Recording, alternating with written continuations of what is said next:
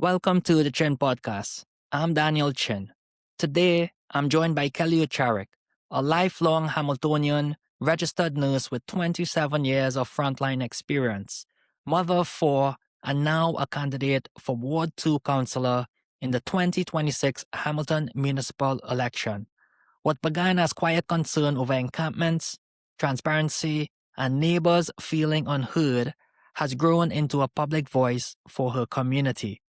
In this first part of our conversation, we explore Kelly's roots in the North End, the personal experiences that shaped her, her journey from nurse and advocate to candidate, and the real issues from public safety and addiction to city spending and the daily realities of life in Ward 2 that led her to step forward. This is a long, honest exploration of what it means to truly listen, to balance compassion with accountability, and to care deeply about the place you call home. Because the conversation ran long and rich, we are splitting it into two parts. Part 1 focuses on her story and the challenges. Part 2 continues with her vision, solutions, and the closing thoughts. Let's begin. Good morning, Kelly. Finally, the day has come that we, are doing a podcast episode. Roughly about a month ago, we connected, and I, saw a post on Reddit that Kelly declared she's running for Ward 2 Councillor. And of course, I've read you many times in the media over the past year, and you certainly have had some articles on you, Kelly, for the first 6 months or so far in Hamilton. So pleasure, and for joining me on the Chin Podcast today. Now, Kelly, many of our listeners, it is Hamilton and of course beyond Hamilton as well. Tell our listeners, Kelly, who you are and what drove you to run for Ward 2 Councillor. Yeah, thanks for having me. I was a little nervous when I first got your request in the email. It's not something I've ever done before, and I don't really enjoy a lot of media attention, but I think it's something that I need to get used to after I put myself in this position. Yeah, so a little bit about me. I am a lifelong Hamiltonian, a lifelong Ward 2 resident, and more specifically, the North End. I'm a mom of four. I've got two girls and two boys, and I'm a registered nurse by trade. And I've been married to my husband for 29 years now. We just had our 29th anniversary. Um, Congratulations. yeah, it's a big milestone. Like we've been together 34 years in total, so that's a long time. Yes. And Kelly, Ward 2 is the Niagara Escarpment. These are the boundary lines. Niagara Escarpment to the Hamilton Harbor, Queen Street, right? And Wellington Street. That comprises of, we have Corktown, we have Kirkendall, I believe. No, Dundon, and then pretty much central Hamilton, Beasley, etc. And then the North End. What does Ward 2 mean to you personally, Kelly? You're very known in Well, the North End. yeah, I mean, firstly, I will back up a little bit and correct. So, Ward 2 is comprised of the North End, Central, Yes. Corktown, Durand, Beasley, and downtown. And downtown, yes, And the correct, downtown yes. community is, part of the ward. So, considering that this has been my home and where I've chosen to raise my family, it's super important to me to be able to represent them. I've been in, oh, sorry, I should actually, it also encompasses a little part of the Stinson neighborhood. There's a little pocket of the Stinson neighborhood that belongs in Ward 2 as well, to the right or to the west of the Claremont access belongs Oh, to. really? Is that the Yeah, small park? The small park by the there's bridge? Well, correct, bridge yeah. well over. Okay. Yeah, I think there's about 100 homes there. So, yeah, Oh, we've wow. we've got a lot of Yep. neighborhoods to cover. Um, my greatest And honor, it would be my greatest honor to serve them. I've been living here in this community, volunteering in this community, serving in my community in various capacities, whether it be as a nurse, as a volunteer in the schools, the churches. So doing this seems like a natural, or actually not such a natural next step, but it's a step that I'm willing to take for my community. well, if you're a nurse, Kelly, and you're in the medical profession, you really care for a lot of the Hamiltonians who check in at the hospitals. And how long have you been a nurse, Kelly? I've been a nurse for 27 years now. I Wow. did, 25 years of inpatient pediatrics, and then I've switched to working in the community, which has brought, a lot of different perspectives for me in terms of healthcare and, what's happening in the community. So that's kind of lent itself well. Um, I've traveled the whole city a lot in the last Wow. little while. I'm everywhere in this city. So Yep. it's given me a lot of perspective to see what's going on in other wards as well as my own. Oh, absolutely. And you grew up in Hamilton your whole life, Kelly? Lived in Hamilton whole life? Yeah, so I was born in the buildings near Panda Soul. That's where I've had my first 7 Oh, the years. Italian bakery.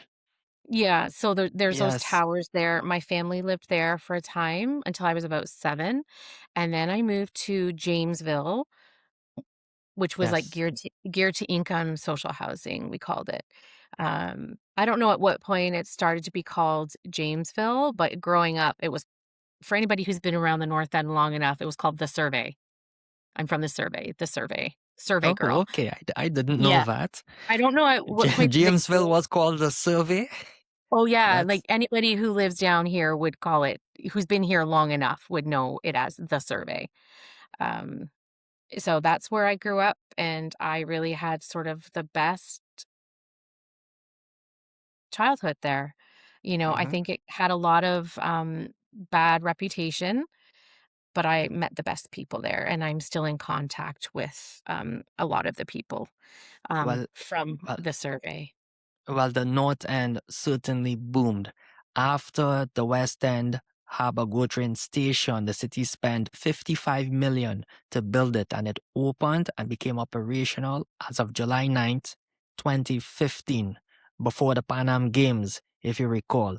And then certainly thereafter, all properties doubled in prices. The North End is beautiful. You have the Bayfront Park, you have the Williams Fresh Cafe on Discovery Drive. And then we have a nice Pier 8 redevelopment, 140 something million. That is still to happen. Uh, and then you can, I'm sure you have more insights on that. But let's take it a step back, Kelly, so the viewers will get to know you very well. At the end of this interview, share any favorite memory from growing up, that really shaped you, that still shapes you how you see the community today.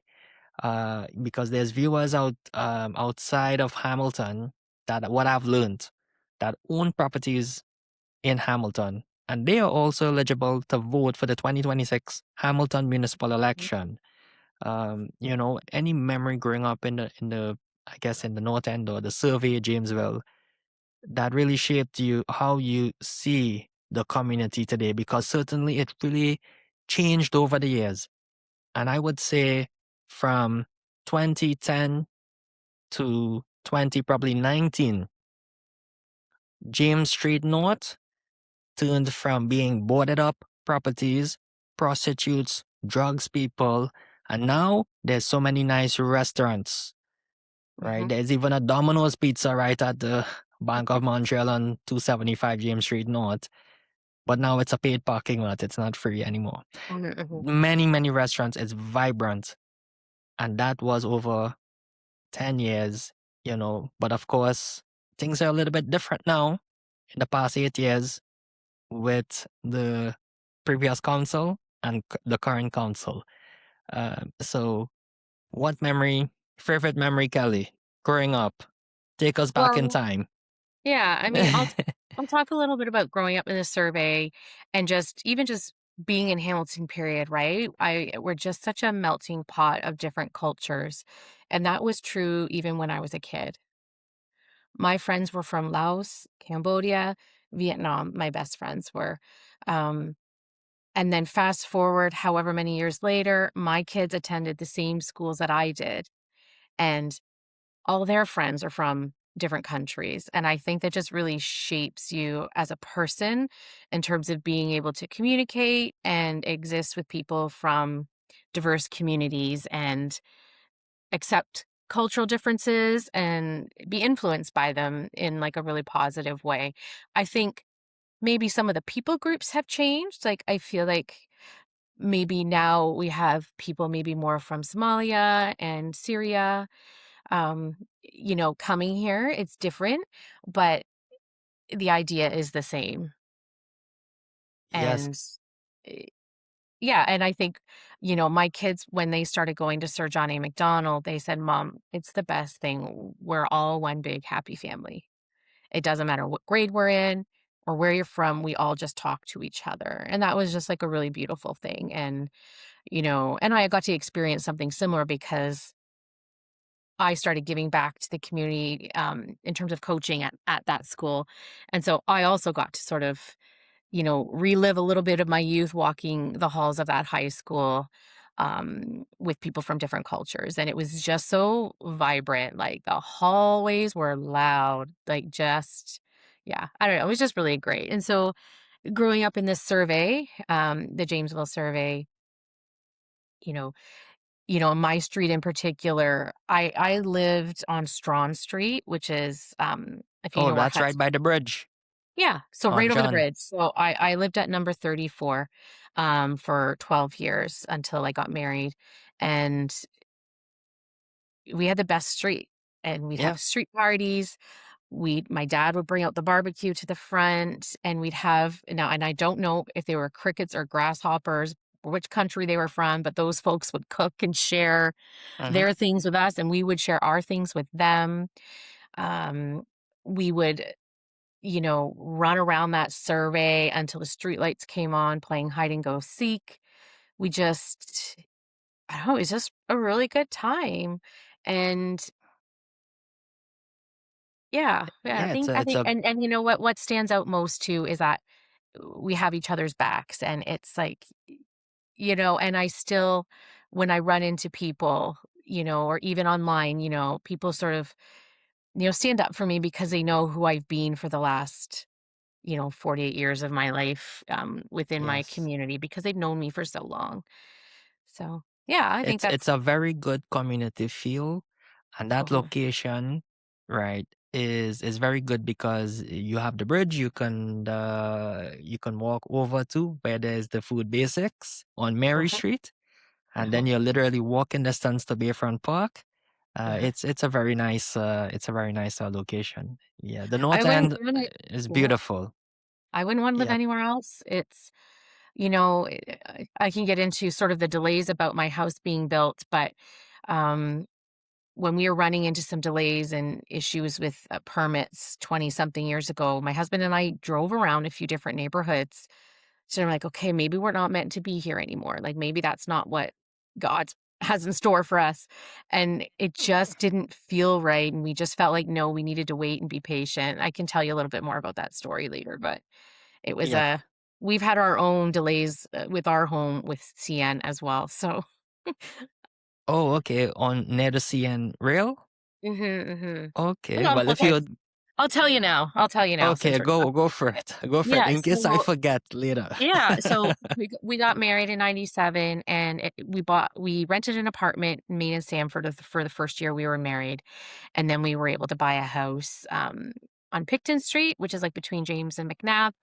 That was our first home, and then it only had 2 bedrooms, and then I was expecting my 2nd child, and this opportunity came up to buy a lot, um, near the schools, and so we did it. We bought one of the lots, and there's some news articles about this too, but there was an old pre-Confederate house beside our lot, so it was room for 3 homes. And long story short, the builder accidentally nudged it with a backhoe and it fell over. But Nudge the it with city what, Kelly? a backhoe, What's that? like a construction, he demolished it. Oh, okay. Yeah, Accidentally. Okay. accidentally nudged it. I think that was the headline, nudged it with a backhoe. Wow. And That's a costly repair. I remember we had gone away on vacation. Our friend picked us up from the airport, and we were expecting that, our foundation would have been poured and all, like, we would have expected a lot of progress. Instead, we came home to this like news article where the city then, yanked all his building permits, and it just was a huge, huge ordeal. And it ended up causing a 13-month delay in our home build. Wow. Yeah. 13 months on the build side or the approval side from the city or a Gosh, bit of well, both. no, I know he had to start over from scratch in terms of Yeah. his, permits. That's what I recall anyways. It was about 23 years Yes. ago. So, some of the details are a bit fuzzy, but, um and so we had opportunity to sort of leave the deal, so to speak, but we just like I said, we explored other neighborhoods, and we just felt like, "No, we're just meant to be patient." Mhm. And so we did. We were very, very blessed and lucky to go live with our in-laws, our dog and our baby. And our baby I was expecting. And so 10 days later, after we moved into their house, um, my daughter was born. So she slept her entire first year in a playpen in the basement and with us. Wow. And that was just the way it had to be until things were ready down here. And so, yeah, it took 13 and a half months. And part of that delay was CN, because CN, as we know how they appealed Jamesville, Yes. they Yes. also had something to say about my housing being Wow. built, this group of Yeah. houses. And, because they can protest anything within a certain distance. Mm. So they did. And what they wanted from us or from the builders was if I remember right, a sound and vibration study done by an Yes. acoustical engineer. And I don't know if the requirements are the same today, but you needed 3 consecutive days of a certain temperature with no precipitation. It just really needed to line up well to be done. And that meant we had to wait all the way through winter and into the spring for them to start building. And eventually it was approved and we moved in 13 and a half months later. Yes. So, when people talk about CN and grumble about sort of the delays with Jamesville, I know a little bit how it feels because it really sort of put us in a bit of a standstill for sure. And that's very interesting, Kelly, because you're talking 20 something years ago, over 13 months to get Mhm, this house built and mhm, completed. mhm, These are stories that you will hear today with the delays in development, mhm. getting approvals. It can take up to 33 months. Rob Cooper has said more than 5 years for some of the bigger developments. And this was a story that happened over 20 something years ago with you, Kelly. And Mhm. I've never read that article before, but it seems as though, Kelly, that you are meant to be in the headlines. Kelly Oucharek has been making headlines 20 something years ago. For the past few years, I've seen you've been making a lot of headlines in the newspaper, the Hamilton Spectator. I read about it, but it seems you're meant to be on the headlines, Kelly. So you are a public person. You've been a Yeah, lifelong. well, I don't love that. I don't love Yeah, that, but, it really just put us in a pickle, right? Like, yes, we were having a baby 10 days later, we had nowhere to move to. So, thankfully, our in-laws let us invade their home, yes, and, they couldn't have been any more gracious to us, and, we were very lucky that, we did have somewhere yeah. to go really, but we So thought for it was all, only gonna be for 3 months. That was the thing when it started, we thought it was only gonna be for 3 months, and then it just get been pushed and pushed and pushed, and so in the end, about 13 and a half months. that's the game of development, persistence, right? Every developer has to go through it. And hopefully we have better change in council to Mhm, make these approvals happen faster, right? To increase the housing supply. So for the viewers out there, Kelly Oucharek has been a lifelong Hamiltonian. 8 years on Strachan, Street, which is literally walking distance to Mhm, Bayfront Park. Very beautiful, right? If mhm. you any viewers out living outside of Hamilton, go to Tourist Hamilton, and then you will find out Bayfront Park, right? Very nice park. The waters are very beautiful. And then um so a lot of people already know you very well in the north end. It's beautiful. And now today the weather is beautiful. Maybe I might go for a walk out later today. So Kelly, in your profession or your occupation, you worked as a nurse, you mentioned, right? Often in home care. Mhm. Now we know in the COVID years the healthcare system was very strained, very overwhelmed, right? Now, and you have probably seen a lot of things. Not sure if you're working overtime in those years. How has working as a nurse, you mentioned 26 or something years, right? 27 years, yeah. 27 years. Wow. That's, being on the front line, seeing all these things happening. How has that experience given you again, front row seat to the real challenges facing families and individuals in Ward 2? Because I believe we have the St. Joe's Hospital on Charlton, and I think that's the only one in Ward 2. We might have other healthcare facilities also in Hamilton. Share how has that experience uh, Kelly, being on the front line, share with us what you have seen with individuals and families in Ward 2. Yeah, I think my experience spans across the continuum of health and the continuum of life, right? I've helped people in their births and the near early days of parenthood, now walking through people end of life stages and palliative care, and then Yes. everything in between. I've worked with people with eating disorders and mental health concerns and surgical and like I've done almost all of it except for emergency medicine. And even then I do help or have helped out with the treat and street kind of I'm not a fully trained ER nurse, but I could go down there and help out with some of the, what we call the treat and street type of Yeah. cases. So, my experience is vast and long, and I've been able to see a lot of changes. And COVID was really, really interesting. And, you know, I think we made a lot of mistakes as, people trying to find their best. I think people did their best. I think we made a lot of mistakes along the way, but I think we got a lot of things right. And, my sister was one of the early people who caught COVID. And a Wow. lot, and she had long COVID, and we almost had to call the hospital, like an ambulance for her, and I remember going to her house and feeling at a loss because I'm watching her through the door and watching her not be able to say more than 3 words to me without getting out of breath. Wow. And I'm thinking, okay, like I'm either going to call 911, or I said to her kids, like, you guys have to wake up every hour and check on her or stay up and watch her because she's either going to go this way or she's going to get better. And, like, I didn't wanna scare them, but I was scared for her, and yeah, I think she had one of the really early awful cases of it, and she happened to work at a hospital, and, a group of them, you know, who knows, but, she said they caught it, as they were all in a room together doing an in-service on how to in the hospital at the time, we had to don and doff our masks into a Tupperware container. We would have it in a container, and you'd bring the container to your face and put your mask on it because they wanted us to conserve our masks, and then we would put the mask back in a container.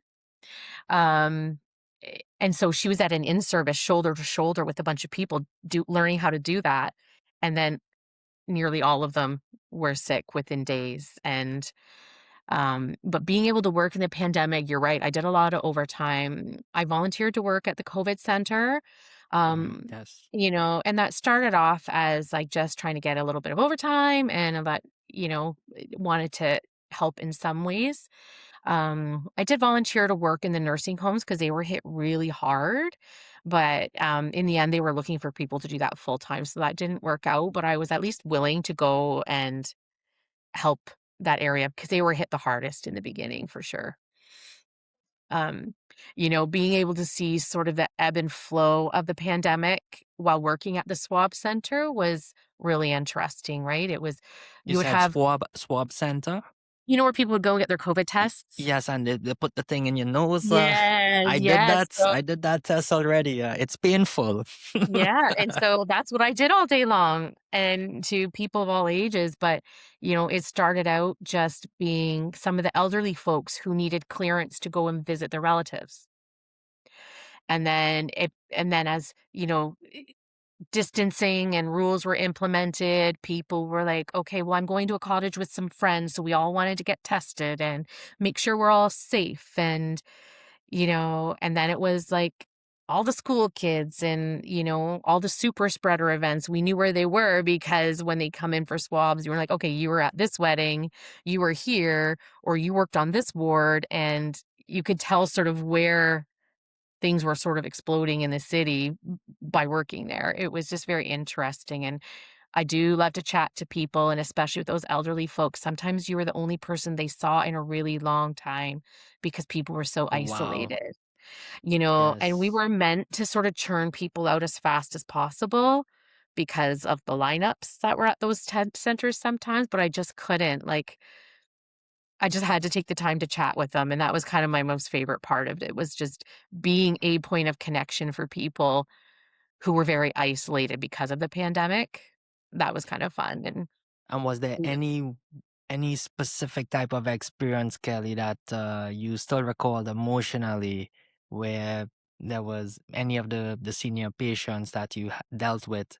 Because as you mentioned, being isolated for a long period of time and you being the first person of contact, any sort of specific emotional experience from what you have seen in those years? Because the frontline staff were praised for in the healthcare profession, the way how they handled it, and Canada was not prepared for it, and they had Mhm. shortage of people in the healthcare Yes. profession, and they had to Mhm. bring people from other, I guess, provinces, I think Manitoba, etc., to help out.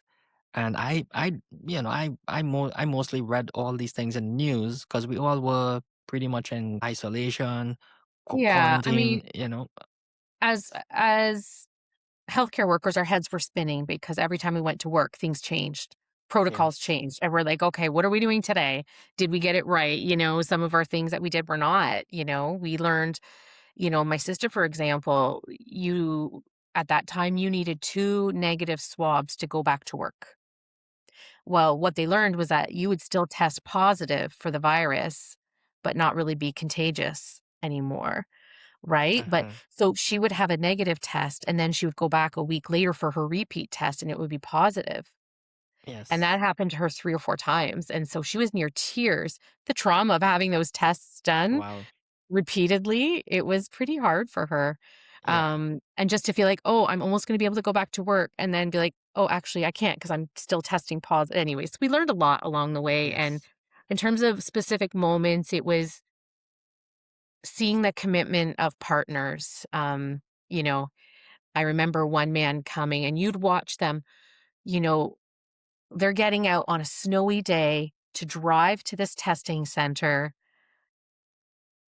you know, slowly walking away. They have, mobility issues just to be tested so they can see their partner in long term care, Yes. and Wow. somebody said, "My wife is my life." And it just made me cry because, like, he was gonna do anything he had to be able to continue seeing her. And in those days, the results weren't computerized, so they also had to drive back to come and pick up their results. So, it was an important thing that we had to do for people so they could maintain connection with their loved ones.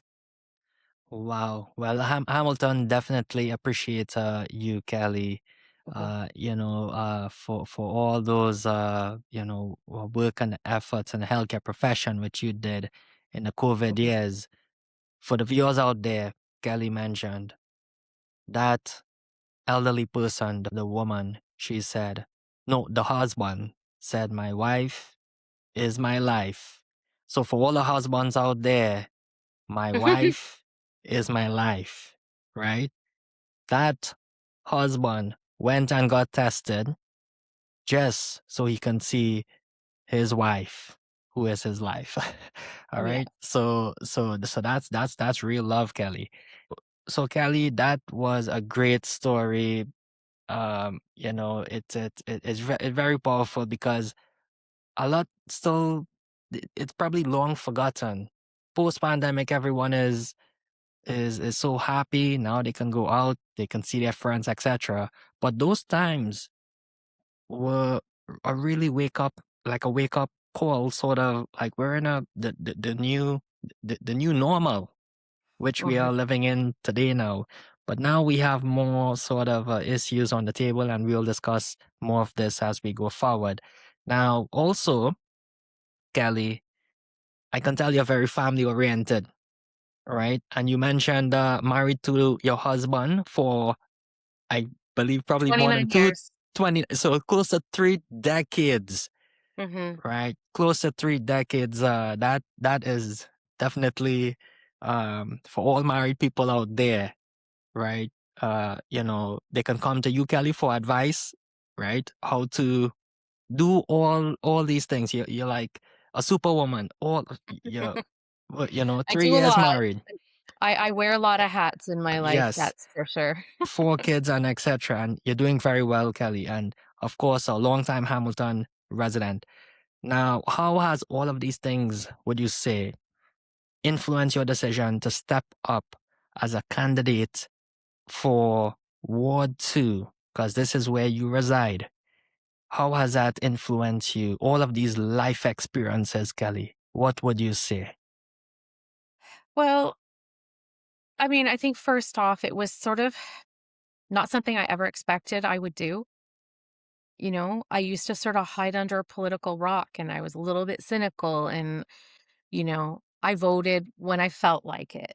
I was a spotty voter. So when I'm door knocking and I ask people, do you usually vote in the election? And people feel almost a little bit guilty to say, nah, not usually. I was one of those people. Um, But over the last 3 years, I've just sort of something has kind of awakened in me in the sense of how I felt my community's been treated, that I felt like I needed to change and do something about it, and I spoke to the members of my family, my kids, my husband, and my extended family, and their encouragement was, um, "Do it. Just, do it. You seem to be passionate about it." They don't always understand that passion, but, they always encourage me and, YOLO, one of them said. So, You um, and for the Gen Zs, what is YOLO, Kelly? What is like, YOLO? you Y only O. live once, You right? only So live take once, Kelly said. take the bull by the horns and try, and if it doesn't work out for me, I won't be ashamed, you know? It was an important step for me to take and to try. And for my community. And, I want my kids to see that you can do big things. And, I'll back up a little bit. So I did my nursing school at Mohawk College. So I have my nursing diploma, full RN through Mohawk College, because at the time that was the quickest, fastest way to make money. And that's what I wanted. Um, and and I was poor. So going to university didn't really seem like an option for me. Um, And so fast forward some years later, as my kids are starting to think about their post-secondary life, I really just wanted to be an example for them. And so several years ago, I started completing distance education courses. And so, like, I obtained my full BSCN over the last 5 years. Um, so, like, that was a big endeavor for me. And another way that I wanted to show my kids just to sort of aim high in their life and you know, try big things and put your best foot forward always. That's Um, great advice, Kelly. And what is BSCN, Kelly? your bachelor of science in nursing. So now Bachelor. I'm still a full RN, just a degree educated one. That's really the only difference. Doesn't really bring any monetary value, or it might open some other career doors, but mostly it was just for a personal challenge for me that I started in COVID because life wasn't crazy enough. Yes. I decided to add that to my table, so I'm so thankful it's done. I didn't enjoy every minute of it, but I did it, and I wanted my kids to see me do it. So So that's what we for did. so for And my all the husband, yep. yeah. Sorry, go on. Oh, my husband, in terms of like deciding to run, he was sort of more cautious and protective. Um, but he knows how much of my personal time I spend on what he calls my mayoral duties, which means my advocating, my emails, my following up with certain issues in the community. So he said, you might as well try to be paid for it. you know, um, Absolutely. crap or get off the pot is basically what he told me to do. So if you ever heard that saying, Crap, um, crap, or get off the pot? yeah, No, I never heard of that, Kelly. I Crap, think it I kind never. of, What does it mean? it means if you're sitting on the toilet, do what you got to do or leave. It Oh, means okay. like, Oh, yes. So, okay. So that's if you're taking some time to to let it out. yeah, Then might as yeah, either get it out or just get out to leave. that's right. Okay.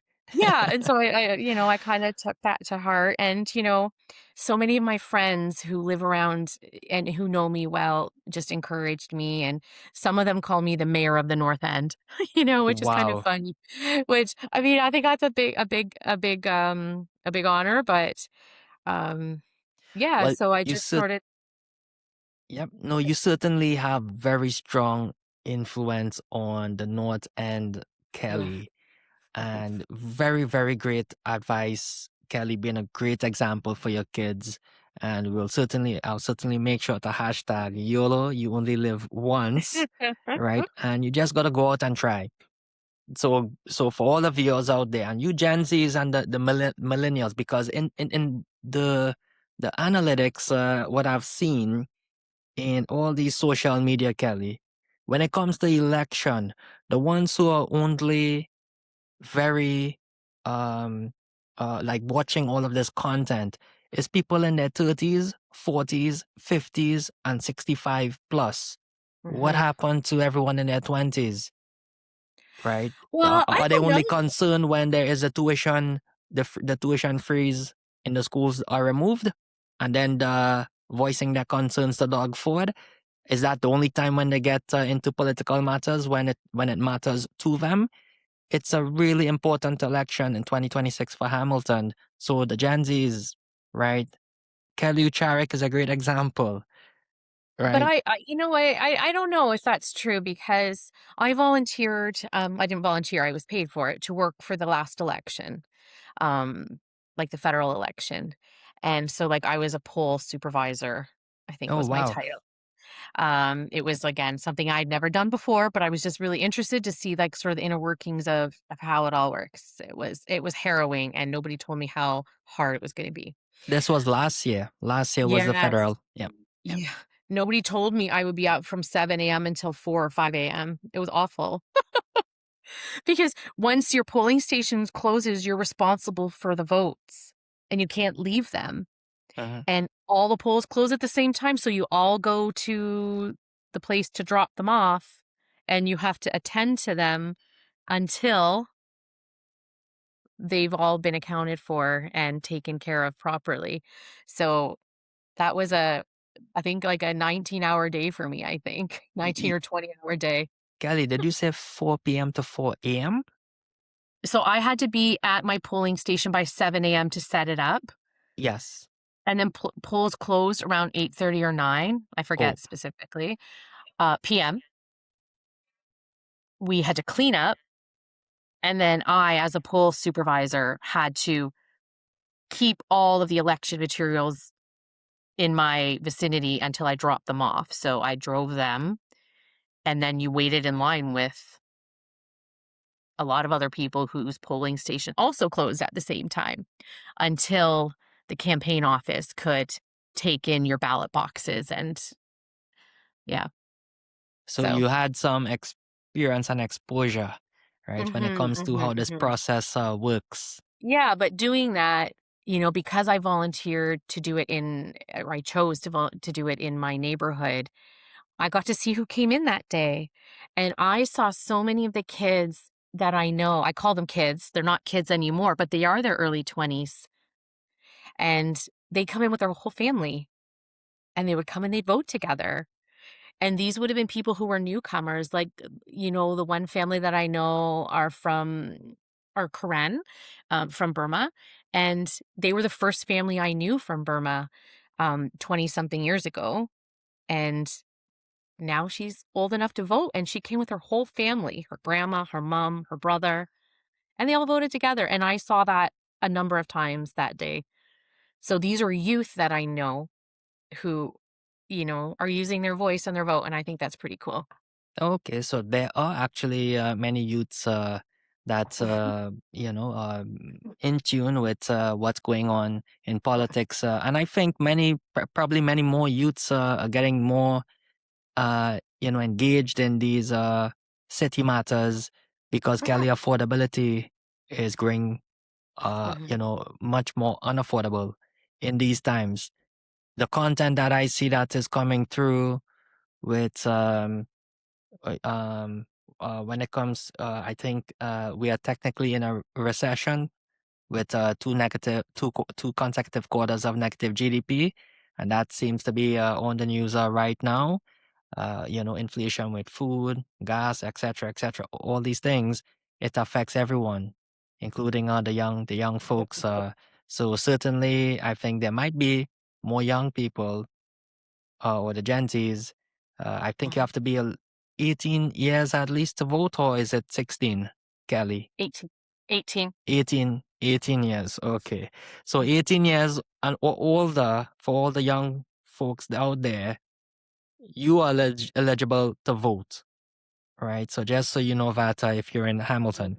Now, so Kelly, I believe a month ago, subsequent to you announcing, I believe you announced that City Hall when you were doing a delegation, and I saw the video. And after you in that delegation, you announced, and then in the next day, it was in the news, right? And then following thereafter, you had your press release, and and I received a copy of that PDF. And in that press release, you mentioned the slogan, your campaign slogan: listening, acting, your voice. How did this phrase come about, and how will it guide your work as Ward 2 councillor, right, for the residents of North End, Corktown, Central, and I think Dundon, right? So let me not Beasley, miss out Durand, every Beasley, Durand. Okay, so I am not in Vincent. Ward 2, so I do not know. Well, actually, I pretty much drive, to Domino's Pizza every day, very often. But anyways, right, that's advertisement for Domino's Pizza there. But how did this phrase come about? Of course, it's very self-explanatory, Kelly, but it's very powerful. I think it is, and again, this was not something I thought I would be doing. So that was all kind of sort of thrown together in an interesting way. Um, the month before that, I was like, okay, I really need to decide if this is something I want to do. You know, I won't get into details, but like we've lost 6 people in our family over the last 3 years. Our lives have been pretty hard. And I've just not really had a good moment to sort of breathe and just think hard about whether or not this is something I wanted to do, right? People saying, you should do it, you should do it. I was like, no, I'm not interested. And my husband say, well, how interested are you now? And I went like 5%. And then, okay, maybe 10% interested. Maybe like the interest level, just every time he would check in with me was a little higher and a little higher. And people said, when did you know that you were going to run? I said, the night before my delegation, because that's when I put in a rush order for my t-shirt. Oh And yes, I saw it. I saw it. Yes, yeah, it was. it was your slogan. It was your slogan on Yeah. the T-shirt. Yes. And I was tossing, okay, I had a list of campaign ideas or like things that I thought were priority and slogans and just sort of started tossing things around. And what I really wanted was a shirt that hinted that I was going to be running because I wasn't sure if I was allowed to officially say I was running. I wasn't sure what the rules were on that. So I just sort of Yes. wanted to hint that I wanted to be a part of the solution in October 2026. So I felt like that slogan sort of, fit that. And I'll get into this survey a little bit later, but I did put out a public survey, an anonymous survey, and I basically pulled those words from that survey, Wow. basically based on the results of, people not feeling listened to, people feeling like their concerns weren't advocated or acted on, and that nobody was speaking up for their own interests of the broader community. So that's sort of where those words developed, and I never intended that it would be my campaign slogan. I know that you called it that, but um, I think I'm going to keep it as my campaign slogan. That's not what I intended it to be at the time, but I think it's very fitting for, from what I know now, from my door knocking, from what I'm hearing from businesses. I think it's very fitting for just who I am as a person and who I have been, and what I want to be for my community. Well, it is brilliant, Kelly, because and you probably don't know it, but you do have that kind of it was a very brilliant business move. So you could possibly be a very, good great business person as well, Kelly, because I to have that happen. And with the shirt, so you probably got the shirt in the morning of that delegation. I I don't know was like where it it was was 9 printed. at night. At 9 at night, Oh, I picked it up. oh, in the night, so the night before. And there is no rules to, because I see that you can have any message on your shirt. I mean, some of the Mhm. counselors, they have messages in their shirt and they come up with all these kind of idea. Some of the Oh, counselors, okay, have all these kind of messages on their shirt. So there's no rule. Or probably if it is too extreme, then it is probably disallowed. Is that correct? that's why I didn't want to say, "Can vote for Kelly," I just Oh, wanted to say, "This is what I'm doing. This is what it's doing." And yes, wearing a T-shirt with a slogan on it has become a thing that I do. yes. I've delegated people say you delegate a lot. I think I've delegated maybe 4 times. I don't delegate a lot. But anyways, and so I started wearing messaging T-shirts for those. So when I delegated on the tiny shelters, I wore one that said, "If I had $5.1 million." It was kind of a I play. recall that. It was a play on the song "If I Had $1 Million." I actually even contemplated playing that song when I walked up to the podium, but I didn't think that would be a good idea. Is And that so that was the Bruno Mars song? If I had $1 million. Bare Naked Ladies. Oh, okay. Bare naked ladies. Okay. Yeah. Um, and I just sort of wanted to get the message across, like, what could you do with $5.1 million? You know, and the second time I wore a shirt was when they used my recreation center as a warming center. And And again, that is specifically the Beneto Banana Community Center, which was Mhm. supposed to be a warming center, and overnight it turned into like a shelter A shelter, yeah. for 1 week, and the city had to spend one 9 hundred days, thousand I dollars think. to clean up that mess. Mhm, 9 days. mhm, Wow. mhm. Yeah. There's still a cigarette butt in that gym, lodged into, a fire alarm. I was there the other day, and there's still a cigarette butt that's like, I don't think their thorough cleanup was that thorough. And so when I delegated for that, I wore a shirt that said, "Tell that to the North End." Because I think we're sort of tired of being sort of trampled on as a community and having these things happen with no voice. And so wearing a shirt to that delegation where I announced my intentions to run seemed like a fitting choice. It kind of, went along with what I had done in the past. So, and now I wear that shirt when I'm canvassing sometimes because I Mm. think those are important words and No, are it yep, resonating with people for sure. oh, absolutely. It is totally on point because Kelly, there are many that are not that, feel like their voices they're not being listened to. Council is not listening to them, right? Mhm. They're not listening to we don't want the rain tax. They're not listening to we don't want the vacant unit tax, right? They're listening to we need potholes fixed in Hamilton, please, right? The council is not they're sort of well, I wouldn't say because they're actually doing the two-way conversion on the main street, and then they doing some road repairs, etc. And there's debate, on those kind of discussions, but not enough action is being taken, right? Mhm. So it really puts the powers back in the voices of the people, and of course. The councillors and those, the mayor is essentially public servants, right? They serve the people, Mhm. right? And anecdotally, I knew this, right? Because that's what I was feeling as a voter, was that my concerns were being dismissed or unimportant relative to other people's concerns. And knocking at the door and talking to business, like I had so many people reach out to me, business owners, homeowners, renters. It doesn't matter who you are in the city, we're all feeling kind of dismissed and unheard regarding our concerns. Absolutely.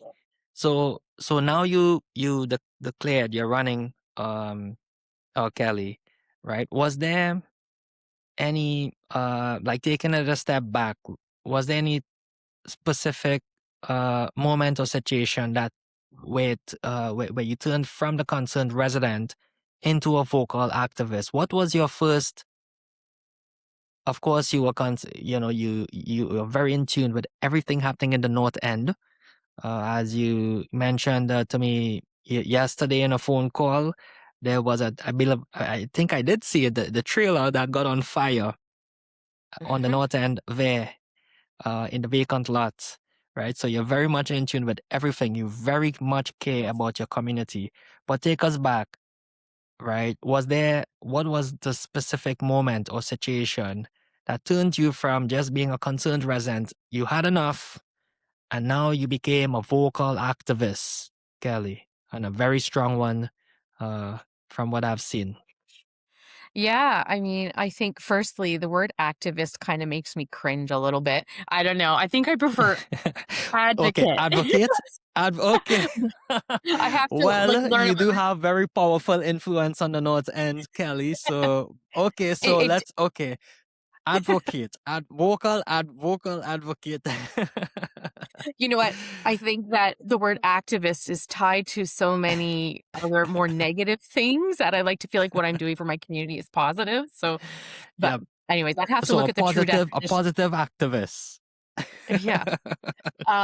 So I think it really started with the project for the Hamilton Alliance for Tiny Shelters.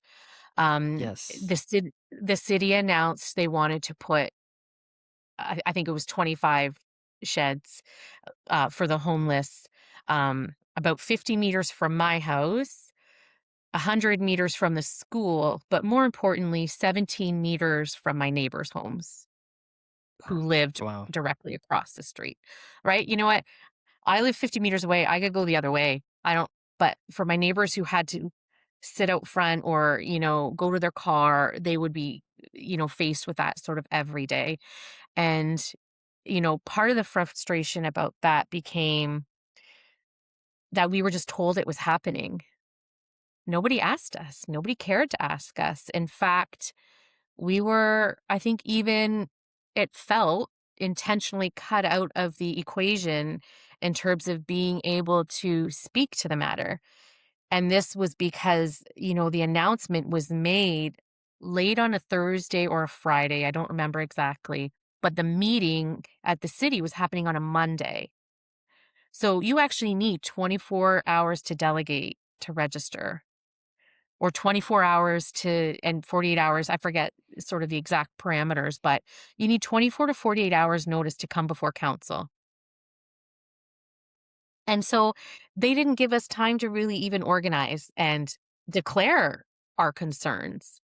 And it was quickly evident by very, very basic cursory research. It was a totally inappropriate site just for the size and for the criteria that the HATS organizers themselves laid out. There is, I believe, a list of 15. in terms of distance from schools, distance from homes, public buy-in, water, sewer, electrical, and the size of the lot. I don't know if I mentioned that. I forget what the 15 criteria Yeah, were in it was a total. very But small lot right by the bridge on Strachan. that's right. And I think that site met 3 or 4 of them at a stretch. So, like, we knew as residents, like, this is totally ridiculous. How did it even come to be part of a solution? And it wasn't even on the HATS organizers list of top 5 properties. So it really just felt like the city wasn't working with them to try to give them a piece of land that was gonna be workable. And the other thing about that a lot of people don't realize is they made that announcement in mid-May, I'm sorry, mid-August, and they said, "We're gonna use a parking lot for the HATS program. We're gonna put 25 sheds there." And come mid-September, when we had another community meeting, the councillor released, or HATS released, uh, public drawings that it actually was gonna encompass 2 blocks. So it was told to us that it was going to be the parking lot, and then it became 2 blocks from John Street all the way over to James Street. And fair enough, they wanted to have some grass, like, it makes sense, but that wasn't what was told to us in the reports, and it wasn't, what was publicly available for public knowledge until the very last minute, that they actually wanted to use double the size of, so it felt very secretive, it felt very sneaky, nothing about it felt really good. It was public notification, not public consultation. So that's Yes, sort I of I what have.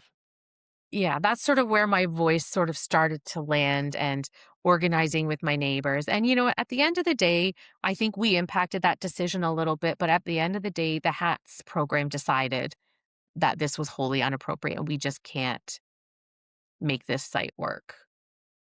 They had a list Yes, of and well then they had a list of well-researched criteria, right? And the city went against most of them. So how did they expect it to work?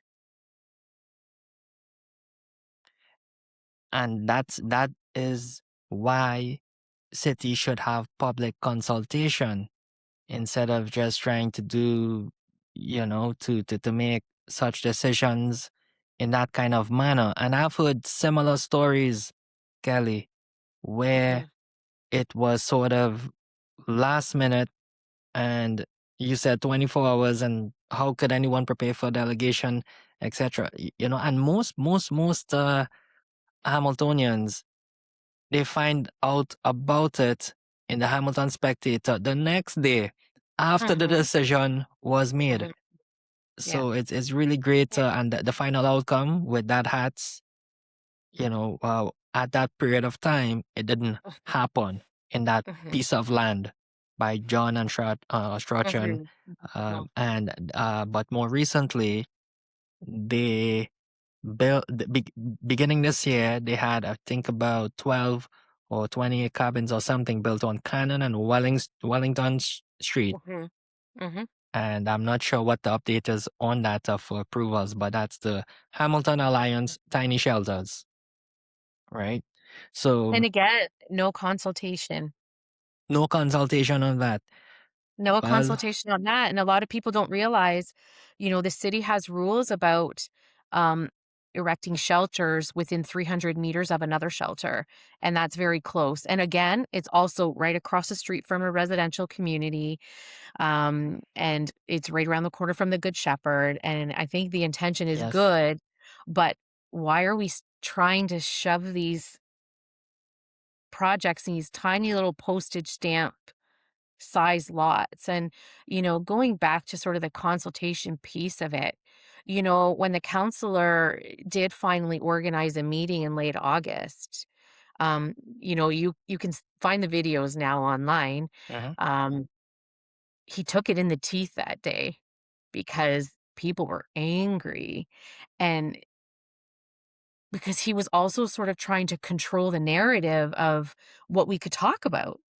I Right. think what he said on social media was that he would not allow questions about the site selection criteria and the location, when really that was sort of one of the biggest concerns of the community. And you weren't going to Wow. hear questions about what they had to say about it. Well, you can tell from the videos that the North End was not going to Wow. have that. They And wanted their say, and they made it known pretty clearly, um, what they felt about how he handled, um, wow. The that situation. that's the current Ward 2 councillor. Mhm, mhm. Yes. Wow. Yeah. Yes. Well, I mean that yeah, the people got to have their voices heard. So that's a very great Mhm, example. In that case, the current Ward 2 councillor, moving like that, didn't want to have the people voices heard, right? mhm, And and had a certain agenda, on that certain matter. mhm. Now, of course, Kelly, you did speak about your background and transitioning into this advocacy work, okay? Not activist work. Advocacy work, all right? Let me use the right words because we're going to have comments on social media. Oh, Kelly is an activist. And then we have all these banners and all these things happening. Oh, but you're doing great for the community in the Ward 2 North End also, right? And all these things that you have advocated for, okay? Advocated for very strongly. Now, you delegated many times it feels more than 4 times, Kelly, that you delegated in City Hall because it's, as mentioned, it seems as though you are meant to be in the Let's media. count them. You're always making Let's count them. headlines, Kelly. So I delegated on encampments. That was my first time. Yes. I delegated on the tiny homes. I Yep. delegated on the vacant unit tax, the library, and then to the police board. So 5 times in 4 years. Come on, that's not a lot. And well, it's to me, it's More than the average but citizen. yes, but there's also other headlines you're making in the news as well, with your petition beginning Mhm, this year, which you mhm. can speak about in a bit. But of course, out of all those experiences, which one was really the major turning point for you? Was it the very first one with the hats or the encampment? Which one was a turning point? And you said it's enough is enough. And then you spoke with your husband and your family and said, I, Kelly, got to do something about it. Which was the first experience that was a major turning point for you, Kelly? Quick ask from me, Daniel Chin. If you are enjoying the Chin podcast, do me a favor and hit that subscribe button right now. Our mission is simple: to inform, inspire, and advance economic prosperity right here in Hamilton through honest conversations about business, policy, and real estate. Subscribing helps us grow, bring on better guests, and deliver even stronger episodes for you. Thank you, and let's build this together.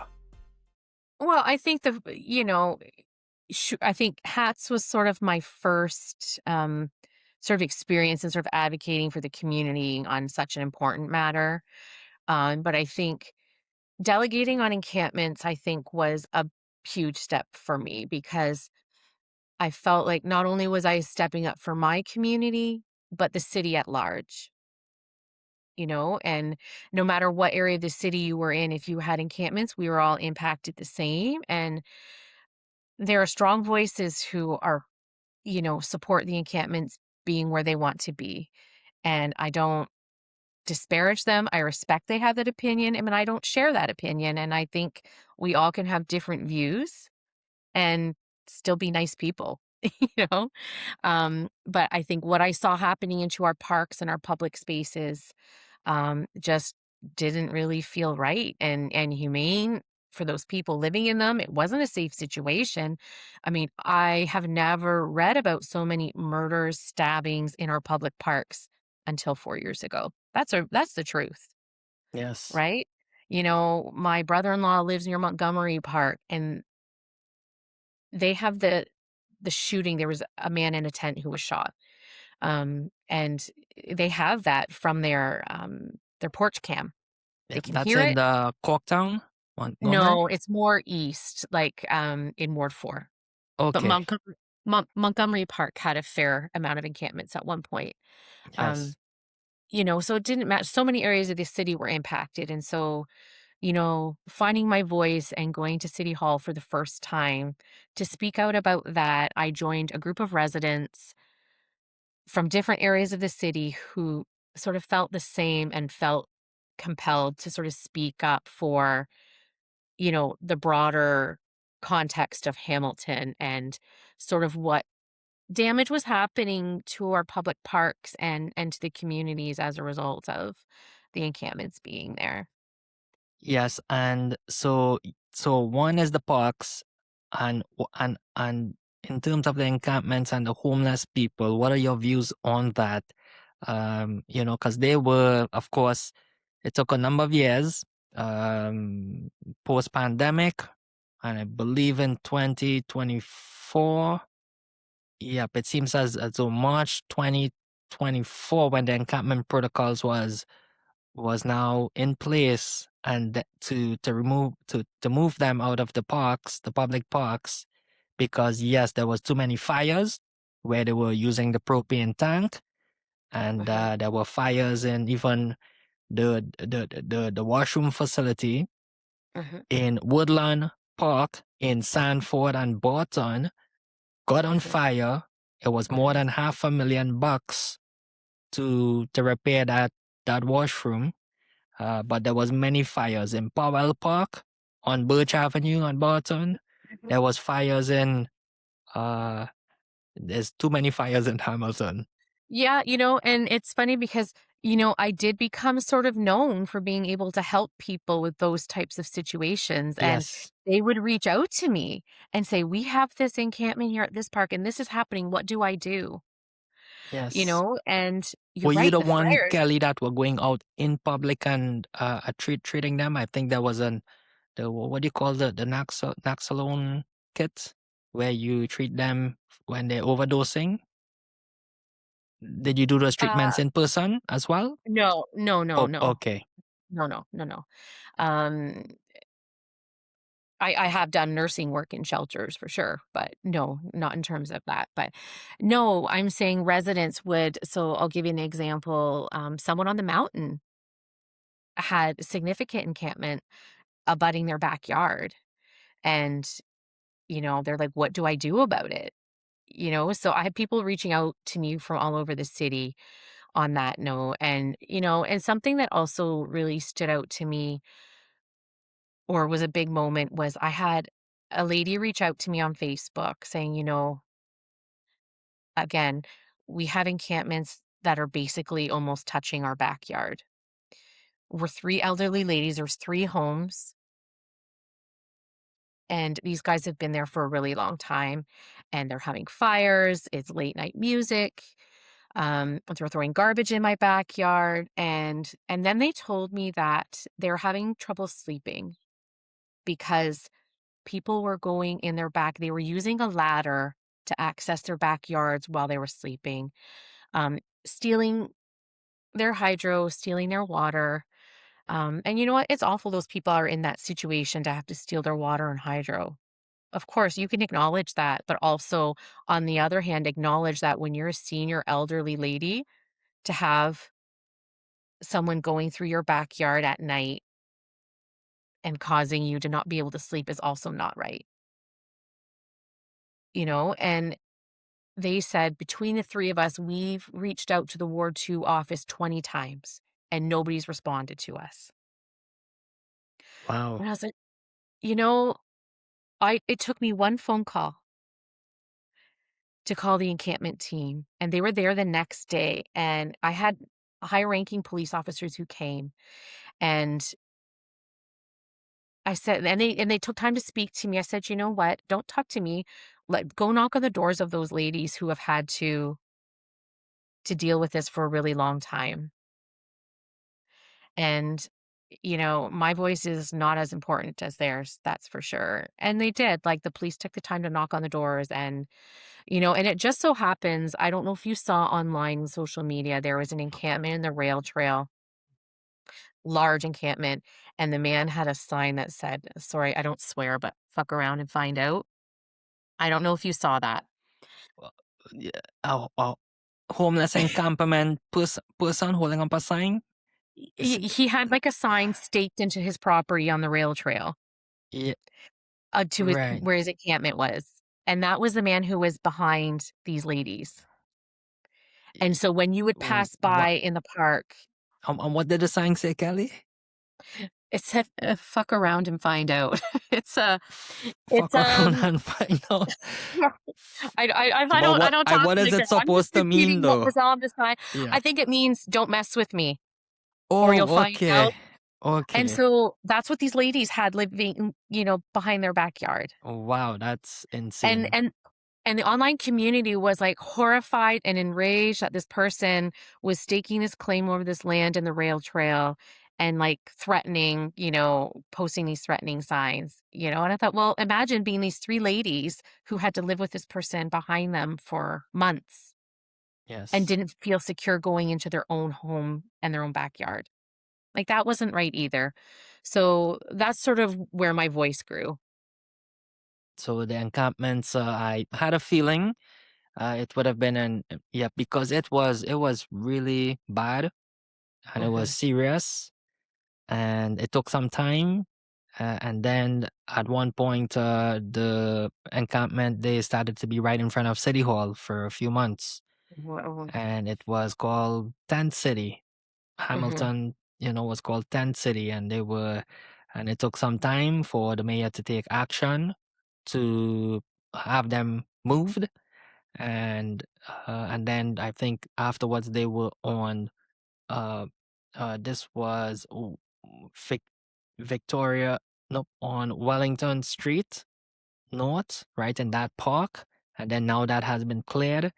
So I don't know where they are now.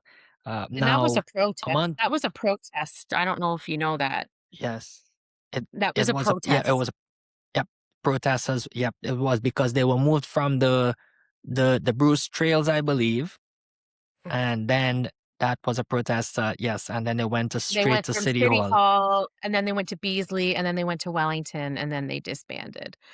and it Um, is yep, but, no, the reality is, the War II crime managers talk about the crime statistics go up when we have presence of encampments, right? And I had 44 encampments across the street from my house on Strawn Street, Linear Park. 44 at one point, and Bayfront had over 75 tents at yes. one point. Yes, A that's lot. right by A the lot. fence on the west end, Mm. have a GO train station, and they cleaned up that site. And then And after they we cleaned it, there was still one or two that was there.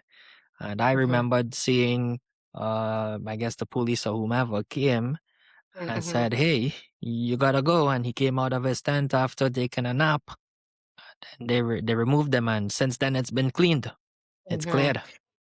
And a lot of people don't rea it's a lot of the behaviors and the activities that happen at the encampments, right, that are really troubling, and especially for people who have to live with it 17 meters away from them. It's one thing to have it in your backyard, you don't always have to be there, but you're always going outside in your front yard. Um, it's, my neighbors had to witness. I had a neighbor who moved out of her home for a couple of months because she was near tears every day, seeing what she was seeing on Strawn Street. She went to Yes. go live with her sister for a period of time because she couldn't emotionally handle, um, some of the traumatic behaviors she was seeing. We were witness to, drug trafficking, human trafficking, beatings, you know? Mm, It's not easy to live in that way, but it's also not easy to watch it day in and day out either, and I think that's something you know, that I wanted to bring a voice to. yes, absolutely. Now, about a month ago, Kelly, I interviewed Ward 3 candidate Councillor Andrew Selman. Every day he walks his dog around Gage Park. he talks to these encampment homeless people, and he shed a tear. He said he spoke with one gentleman, and the person had very unfortunate circumstances, lost his job, and doesn't know what to do, and then has been homeless since then, right? So he also some are just very unfortunate, but I think the city should have some. I think they have tried to improve the situation, spending a lot of dollars towards it, from what I've read. But yeah, it certainly was a big thing, but it certainly has improved since then. And I think, what some people may not know is my sister was basically homeless um, from the time that I was 18 or 19 until Wow. she died when she was 35. She was Wow. very Sorry to hear. transient. It was awful. I can recall it like it was 14, 15 years ago, but I can recall it like it was yesterday sometimes because her circumstances were really tragic. And she graduated from high school. She was smart. She was athletic. She was an artist. She was a sister who held my hand in a storm because we shared a bedroom, right? But then after high school, she just didn't have a focus for her life. And that's when things just really started going downhill for her. Um, her substances were street drugs, not opiates, as far as I know. Back then, that was more of the thing, cocaine and crack. She suffered a lot of medical events because of that. And, in the end, we were able to get her into treatment. She passed away in January, but she had a major medical event, let's say in the summer. In January And this year? no, 15 years ago. Oh, 15 years ago. Yeah, 15 years ago. And the hospital actually kept her in hospital at our request because we were trying to help her.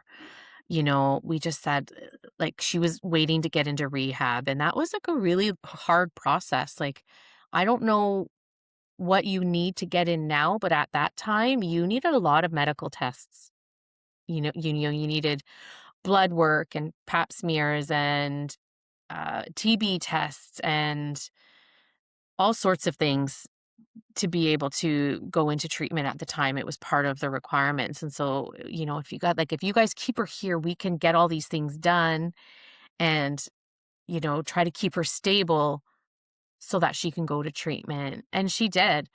She went to treatment, but she ended up using sort of drugs before she left the hospital, injecting. And we think that that's sort of where her infection came from because, her toxicology proved she was clean when she died in January, but we think that her body was just so weak it couldn't fight the infection. So it's, yeah, she died because she didn't get the antibiotics that she needed. Like her circumstances were really awful and she was in hospital and she went in for surgery very lucid and she came out very confused and not in a good way. And essentially she died from overwhelming sepsis and infection throughout her body. And it was awful. It was hard and really hard to know in the end that she was clean and that maybe the death could have been prevented. It was more so sort of from, some biased treatment, I think, that she experienced in the hospital. Wow, Uh, Kelly, I'm very sorry to hear that. I can see how all of these experiences have shaped you. Well, it's not just her, right? Like yeah, our list in our family is long. Um, we've lost people to suicide. My uncle was I call him chosen homeless in Toronto for most of his adult life. And he always knew where to find us, but we never knew where to find him, and he eventually just succumbed to, a life on the streets. And, we didn't know what drove him to live on the streets. I don't know why he made those decisions, but, um, like I can see it from the perspective of mental health and addiction, and the list is growing of people that we've lost, and we know who are struggling with mental health and addiction. So, um, I don't come at this from an angle of not knowing. I can still know all these things and have those experiences, but also still want safe public spaces. Those are not mutually exclusive thoughts. Yes. So, as future Ward 2 councillor, you would want to do better in these areas so you can prevent these type of death situations. When those can get the better treatment, the antibiotics, and you could, Mhm. can be prevented from ending up in these homeless situations. Yes. So that's now, wow, I didn't know that, Kelly. I learned that Mhm. new. Now, you Mhm. also were involved in with Advocates for Better Hamilton. Are you still involved as well? And what have you learned along working alongside other residents with Advocates for a Better Hamilton? Yeah, so Advocates for Better Hamilton, that was a term that a group of residents that we came up with together. As I was advocating sort of for safer communities and a safer downtown, Andrew Salmon was doing similar work in the Gage area. And so I reached out to him and I said, here's what I'm about. Here's my delegation. I think we kind of align with what we want for our city and our residents. And I said, do you want to join together? What can we do?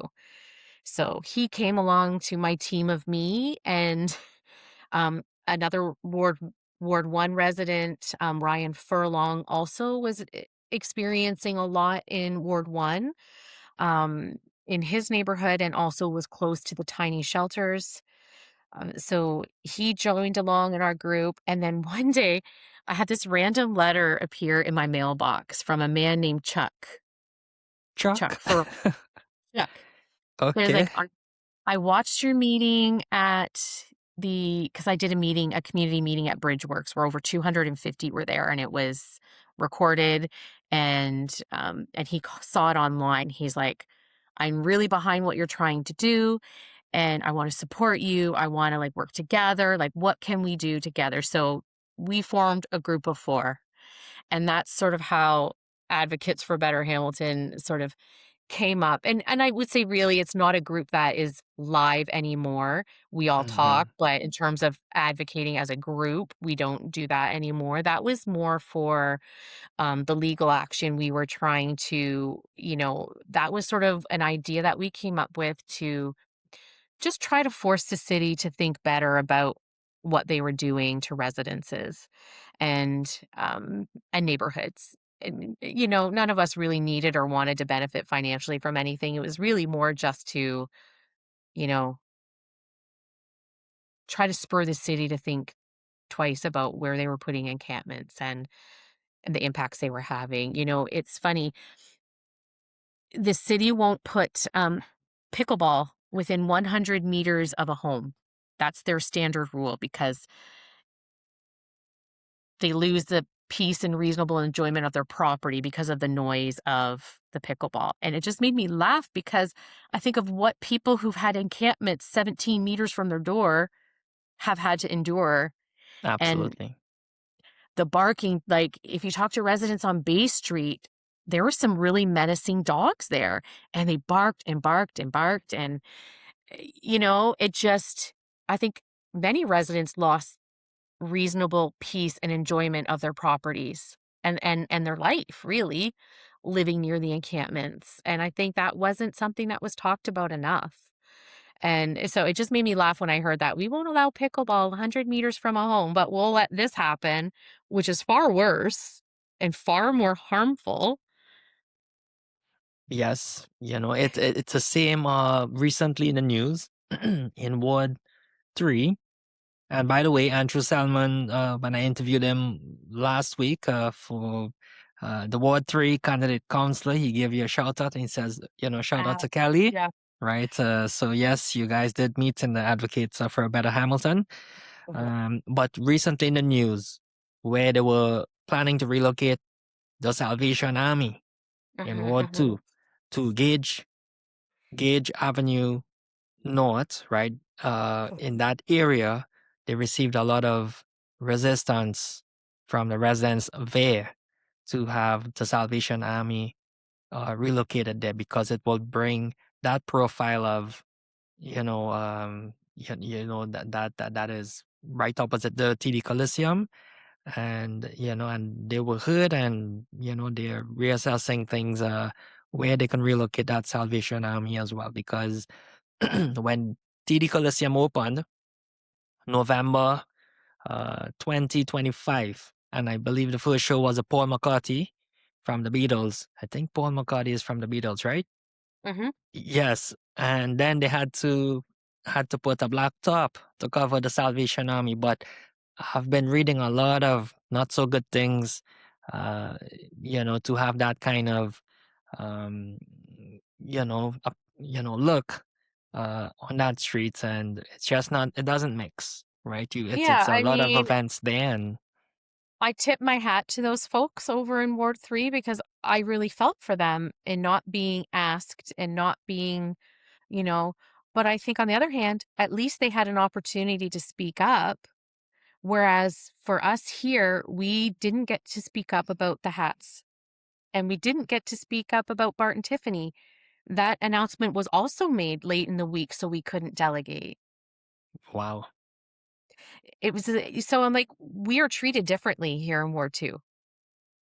We are not given the same abilities to advocate as other communities have been. And even in wow, Hats was originally proposed to go in somewhere in East Hamilton, like in Ward 3, small parking lot. And, I remember reading Maureen Wilson said something to the effect of, we cannot possibly put this in a community without asking, something to that effect. And where did that line of thinking disappear to when it came to putting these big projects in Ward 2 and the North End specifically? You know, it wow, and I feel for those people who live over there because they're right. What is going on in the streets outside of Salvation Army isn't right. And I think no matter where it ends up, if it stays, if it goes, if it relocates to wards 1, 2, wherever it goes, I think we need to think strongly about what we're allowing to happen in our city and in our public spaces and outside of these social service agencies. You know, Sometimes I do some casual work at a dentist office near Charlton and James. And when I walk home, I call my husband and say, okay, I'm walking the gauntlet now, because it feels unsafe. And I'm carrying my lunch bag and I carry naloxone in it and I carry extra food in it, you know? yes, And as I'm walking home, you only need to veer from James Street about a block on either side, and it's pretty awful. Like, it's a hard yeah, walk, and yes. I think that's something that would be my goal is to sort of try to create some accountability and some measures that would control sort of what's happening in those public spaces where people can't pass by because that's where people are using drugs, and they're blocking the sidewalks. Like, I think that can't be allowed. We have to figure out what tools we have at our disposal to sort of mitigate that because no matter where these social services agencies exist, and they do need to exist, we have to sort of create some boundaries, I think, with what is allowed to happen.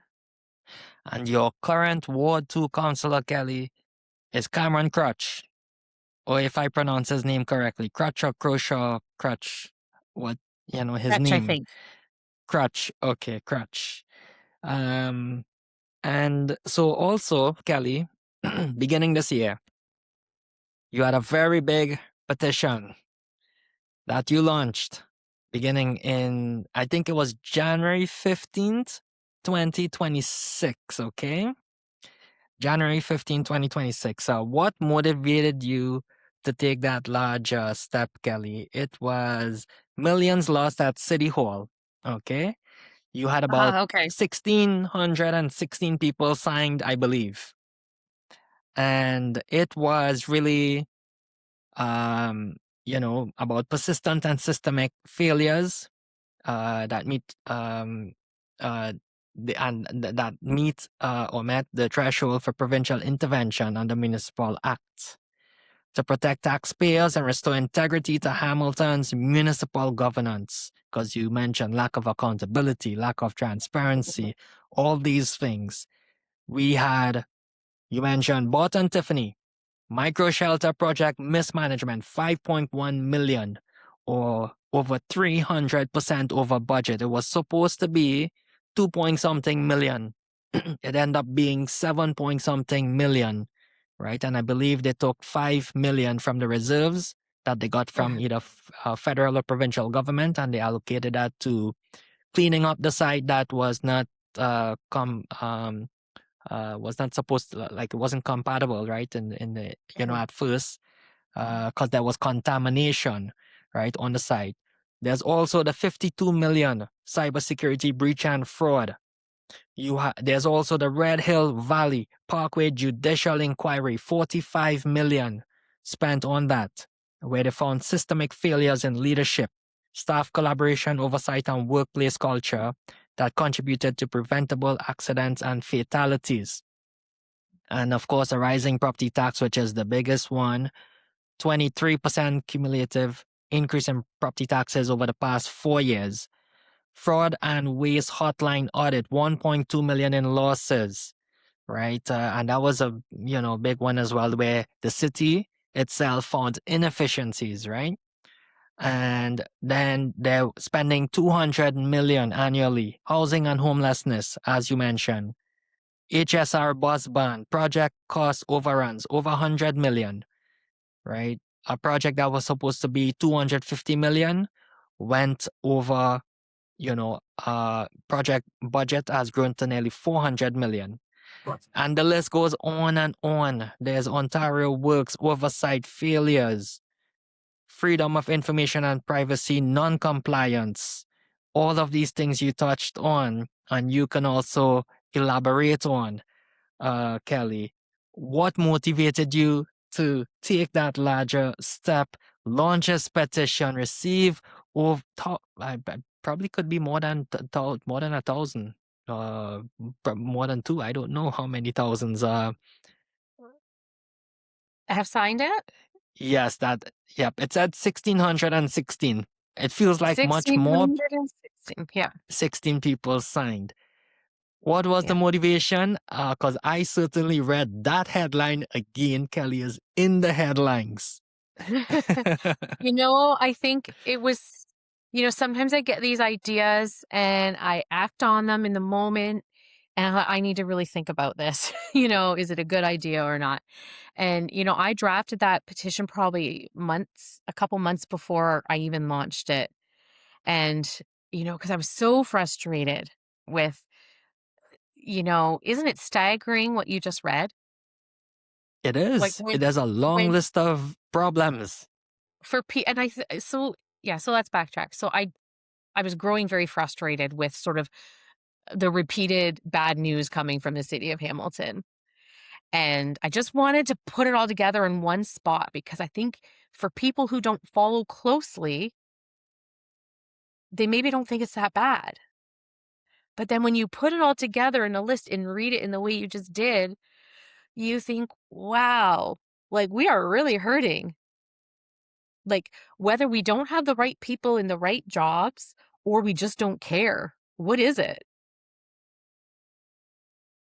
I don't know.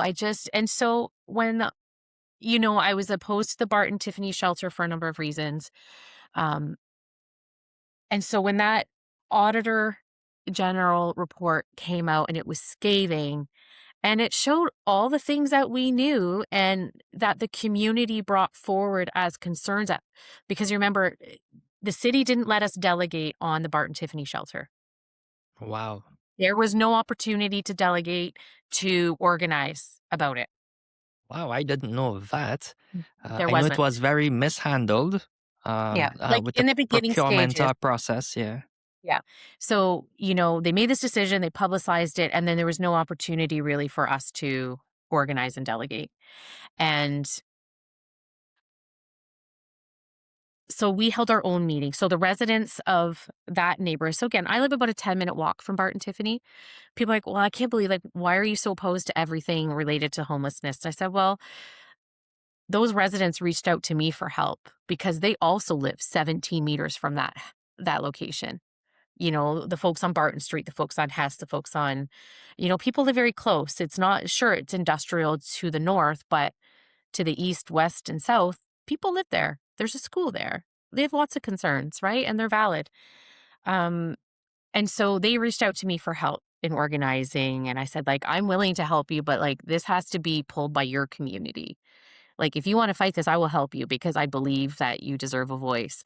But like I said, I can't, you know, and I won't do this on my own. And they stepped up and they helped organize the meeting. And we had over 250 people come from the community. Wow. We had to pull out extra chairs. City officials declined to come. I do believe Maureen Wilson had a previous engagement, but the mayor, city staff, Cameron just chose not to come. Wow. That's the Ward 2 councillor, Cameron. Mm-hmm.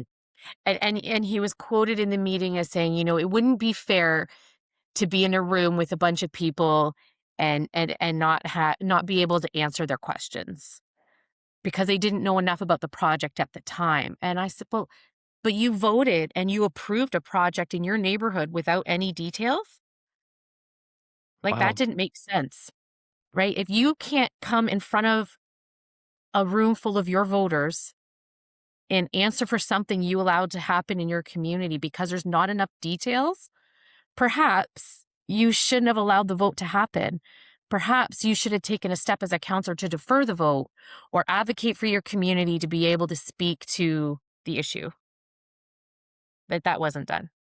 So, and I said, fine, I sent back a response. You don't have the answers to our questions. In the very least, come to listen. Come to listen. And not one city official came. We had a table, the police services were there, and we had empty spots where, the city staff were meant to be. But we ran a meeting basically like a delegation. People could register at the door to delegate, and they had 5 minutes to give their speeches about how they felt about the project. And so that's how we ran the meeting. And I think it was really good. And we brought a lot of people together and gave them an opportunity to voice their concerns. And they had the ears of the police, because the police were there. And then the police did a Q&A. So, yeah. So And going this back was to in the news. Yeah, this was in the news. Yeah. There's some good articles about it. And, so we had a lot of concerns and they were validated by the auditor's report of the tiny shelters. It's very widely known how contaminated that land is. Yes. $3 to $15 million were the quotes for remediation way back when they wanted to put a stadium there. So it's only meant to be more now, like given the rising costs of everything, right? So, for them to seem surprised at the extra cost for the contamination just seemed, a bit strange. So having said that, that was sort of the nail in the coffin for me in terms of wanting to put the petition out there. I tightened up the wording, I added some things, and, I was listening to, the Ontario government talk about taking over school boards that had fiscal mismanagement, and that's sort of where I got the idea from. And I also just wanted, like, Hamiltonians to have a voice. Did I think it was going to be really realistic for the provincial government to take over? Probably not. But I did think it was realistic for Hamilton to be able to speak up and make it known that they're not pleased and to spread awareness mostly of how bad it is out there in terms of how the city is run and how much money is lost. And it doesn't matter to me. I don't like to distinguish between renter or homeowner because when the city makes mistakes like that and mismanages, we all suffer. Absolutely.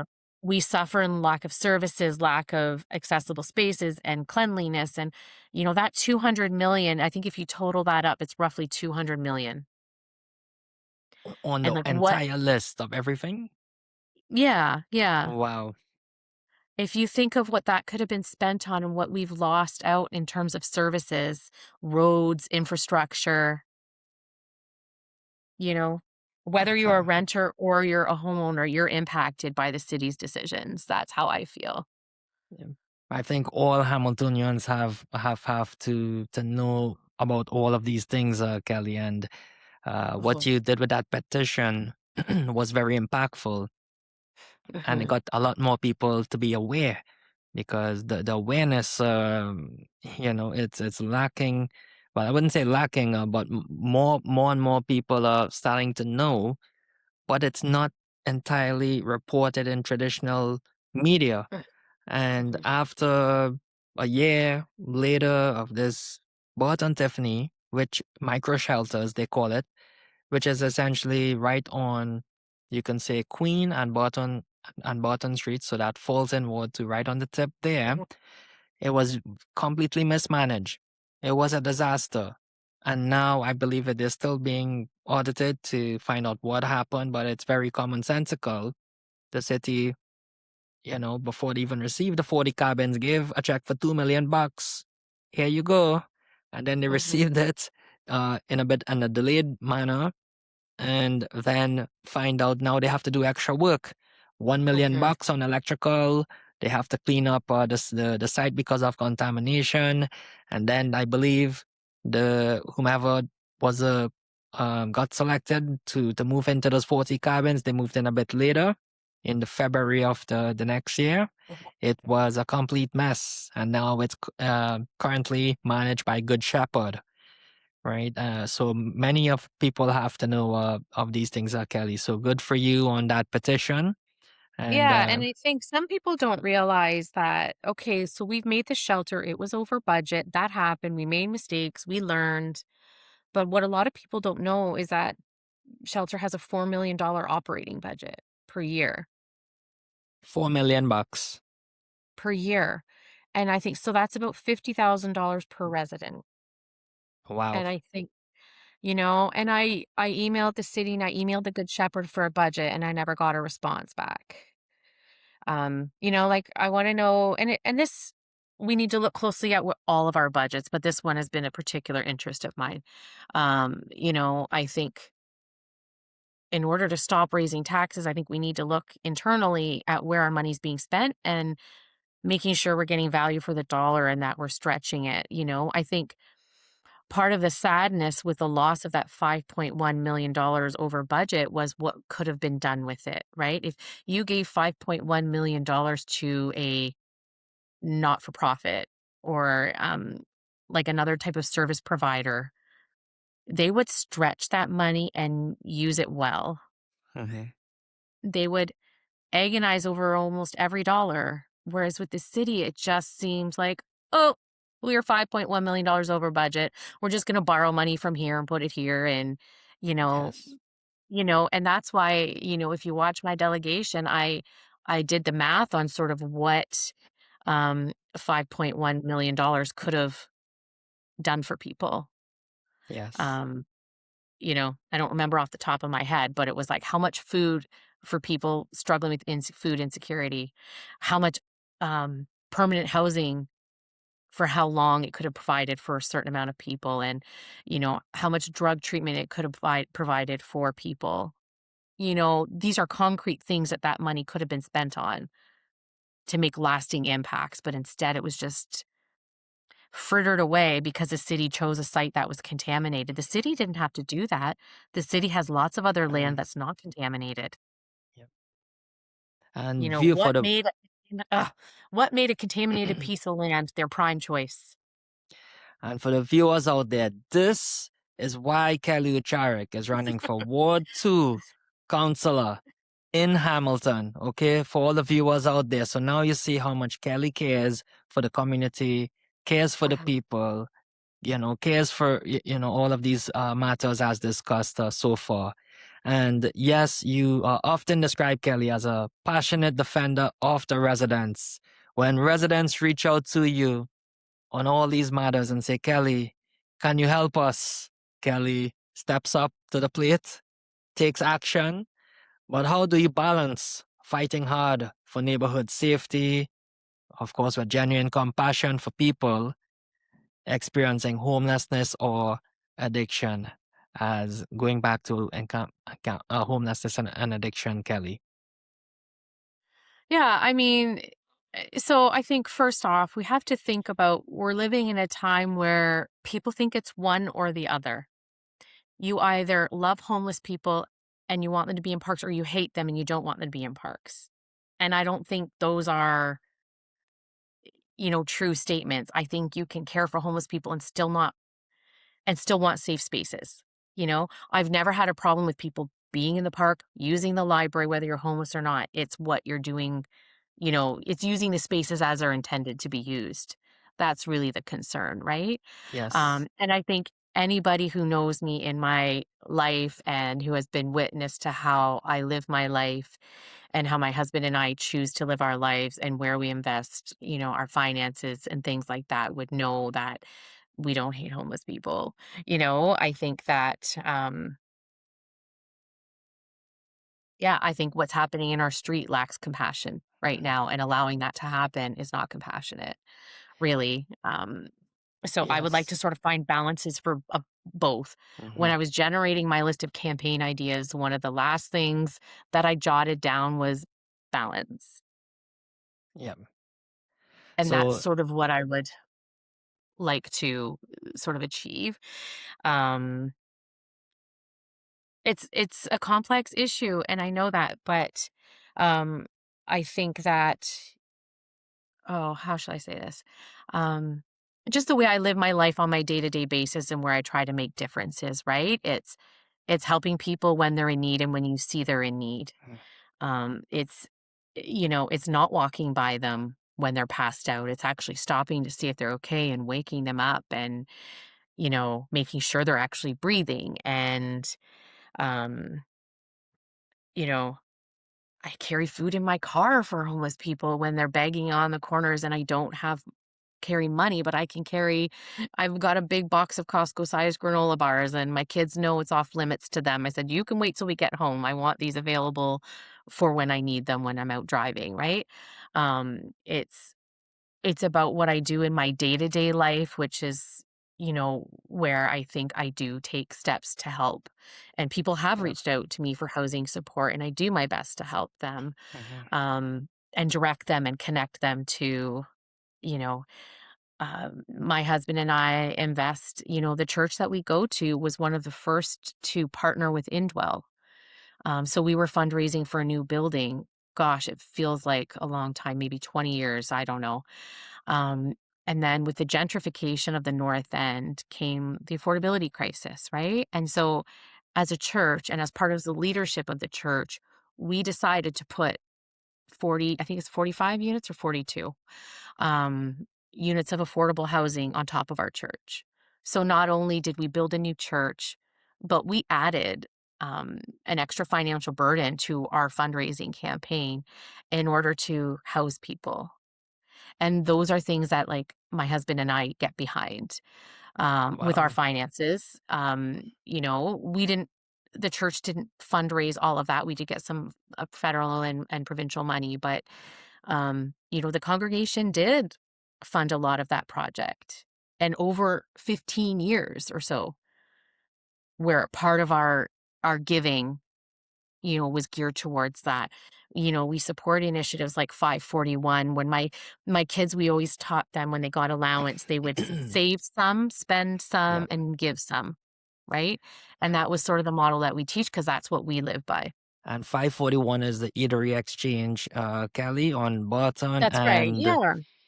Where you mm, can buy buttons for $1 and then people can use the yes, buttons to buy the food that they want.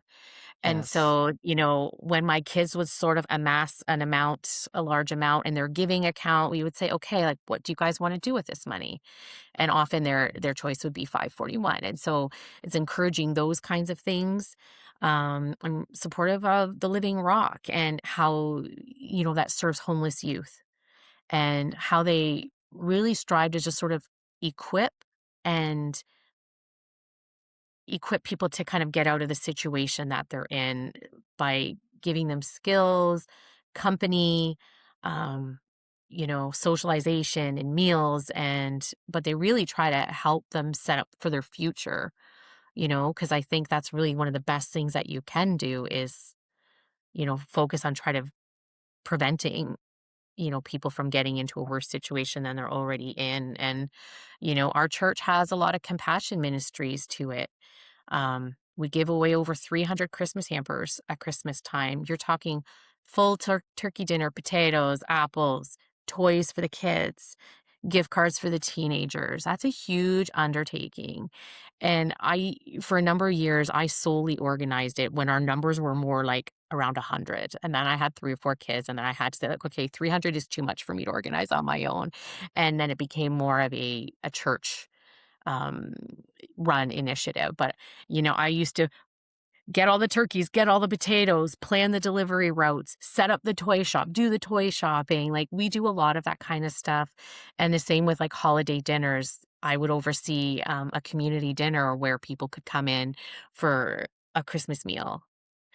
Um, so I think we are compassionate as a family, and I have a duty to teach my kids a compassion. My compassion just doesn't necessarily align with what others think compassion looks like. Does that make sense? Wow, that Kelly, that is a very powerful story, powerful answer. I didn't know any of these things about you, Kelly. So essentially, for all the viewers, Kelly cares about the homeless people, feeds the homeless people via the church, right? Helps to build more housing with her church, right? And supports 541 Eatery and Exchange, which also helps, unfortunate, homeless people, etc. And then supports the Living Rock as well, which is also a nonprofit doing great things as well. And this is all in Ward 2. And she's a super mom. Love her kids and doing so much. Wow, Kelly, you are a very amazing person, Kelly. I didn't know all of these things about you. Now, what advice, Kelly, would you give to other residents who feel frustrated but unsure how to get involved, right? There's many, or because will probably have a lot of supporters saying, oh, Kelly, after this interview, how can I support you, Kelly, help you in the campaigning, etc., put out signs, door knocking, all of those things. But what advice would you give to other residents? Many are frustrated in Hamilton, but they're unsure how to get involved, Kelly. Oh, well, I think be involved in your community in some way, It just starts by building relationships, right? And finding common goals and common bonds and being open to hearing from everybody. And, I remember when we first started to sort of mobilize with regards to the hats project, my neighbor said, I'm probably not going to come at it from the angle that you would. Da, da, da." I'm like, hey, we all have a voice and we all have a lens and we all have a perspective and it all works. Right. And you see things one way and I see things another way, and it's all okay. But, paying attention helps, find some municipal reporters that you like to follow. There's a few good ones in Hamilton that really, like John Best at the Bay Observer, really tries to show things from both lenses. I think he provides a really balanced view. Joy Coleman, I think, provides a really sort of balanced, factual view of what's happening in the city. Joey Coleman at the Public Record. At the Public Record. Yeah. So I think, I think Matt Christie at The Spectator, I think it's learning who the civic reporters are and follow them and formulate your own opinions, right? You might read a story and come to a different conclusion that I might come to, and that's okay. But it's like being informed and, getting your news about how things, and then maybe something impacts you and sparks something in you. And it's just like follow that up. And, in terms of becoming involved at the city, always your first line is email your counselor. Do that. Give them the opportunity to act. And if they don't, then you know where you stand, right? And then you start formulating your positions and your next action steps based on that. And, delegating at council, writing to council as a correspondence, and knowing that all of these things become part of the public record and that your name is searchable and knowable and findable. You can submit a letter regarding any city initiative and opinion. And that's sort of one way to sort of start becoming involved. And yeah, I think that's the biggest thing. And delegating at council, you can do a number of ways. A lot of people don't realize you can delegate in person, which is what I've always chosen to do. You can delegate virtually. Like, let's say, I can't leave the home, I'm homebound, but I want to speak up. You can do it virtually in real time. You can also do a pre recorded submission. So there are multiple ways that you can sort of make your voice known, and more importantly, vote. If you don't like what's happening, then vote for change. Like, recognize there are candidates stepping up to be a different option, and support them. Very well said, Kelly. Kelly, for future Ward 2 Councillor. Very, very well said, Kelly. This interview is going great. And we started a bit late because we had to ensure, quality check of video, sound, etc., all of that stuff. We might go a bit extended, right past the 2 hour mark. And I'll see if this recording can allow me to go more than 2 hours as well. You did touch on some of the topics before the tiny homes, which is the Hearts Hamilton Alliance tiny shelters on Shropshire. You mentioned concerns there.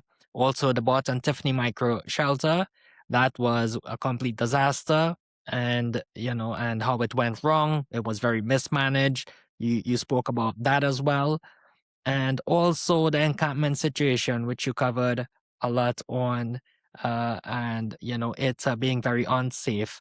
Now, there's also one in the encampment situation, okay, Kelly, of the Central Hamilton Library, and Mhm. you read it. It was in the news a couple months ago, where now the drugs people in the library, in the washroom, taking the drugs. You have kids, you have families, they utilize that central library space. Then it was closed temporary. And now, when they open back shortly thereafter, people who go in the library, they have to have, I guess, a card, a check-in card, or Mhm.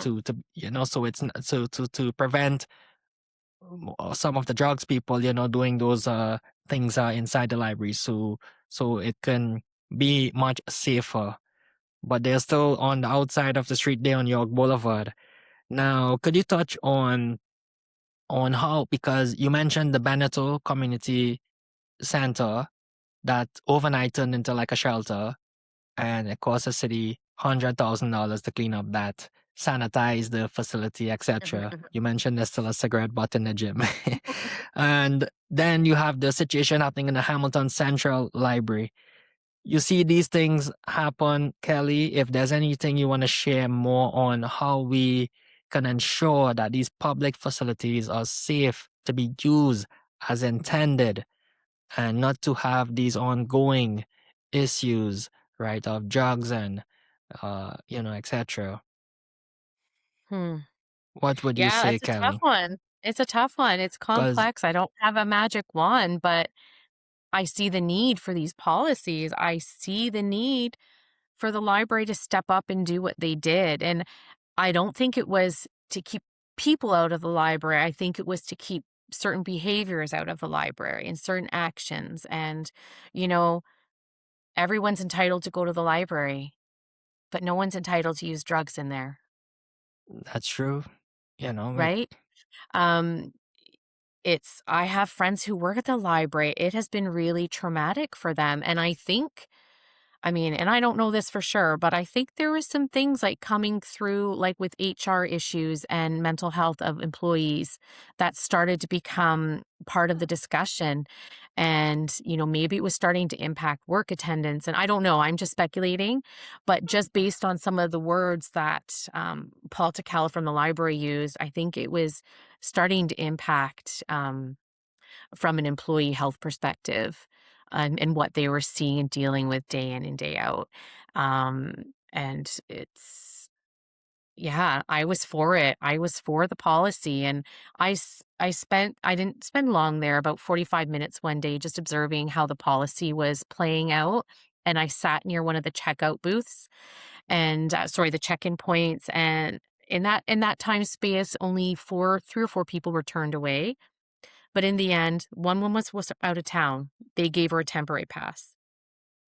2 people didn't have their library card with them, so they went to the desk, provided ID, they were given a pass. Only one person truly walked away. Um, and so, I mean, and when I looked, because of course I peeked over the shoulders because they were keeping a tally of how many people were turned away. The numbers were very, very small of people who were actually turned away. And a lot of people don't realize the policy didn't prevent people from walking in the library. People were still allowed to pass through from York through what they call Main Street in the library to into Jackson Square. Nobody was prevented from doing that. Nobody was prevented from being in the foyer of the library where the city, between the outside and the inside doors. All they wanted was to create some accountability and know who was using their spaces should any complicated situation arise. And I support that. Wow. And there's also, I think, Kelly, you're gonna break this interview record. When I interviewed Rob Cooper beginning this month, he says, "Oh, that's the longest interview at 2 hours. You're gonna be the next Joe Rogan here, Daniel." But I think you're gonna break Rob Cooper's record here, okay, with the Perfect. interviewing My time. kids say I chitty chat a lot. Do you have to chitty chat to everybody? And yes, I Yes. do. Yes, I do. And I'll be sure to put this out here to get maximum reach out to all Hamiltonians because they have the right to know of what's going on in their city. And there is also another big story. 18 months battle with the city to, and you had 2 appeal provincially, a few freedom of information requests about the $2 million in hotel damages during the pandemic, where the city of Hamilton spent $2 million in hotel damages where they would house homeless people in the hotels, including, paying for an entire floor to be emptied such that it will be like a barrier between the patrons and the homeless people. And there was damages, and it took you 18 months long, and beginning April, the city revealed that, these figures that you were trying to get.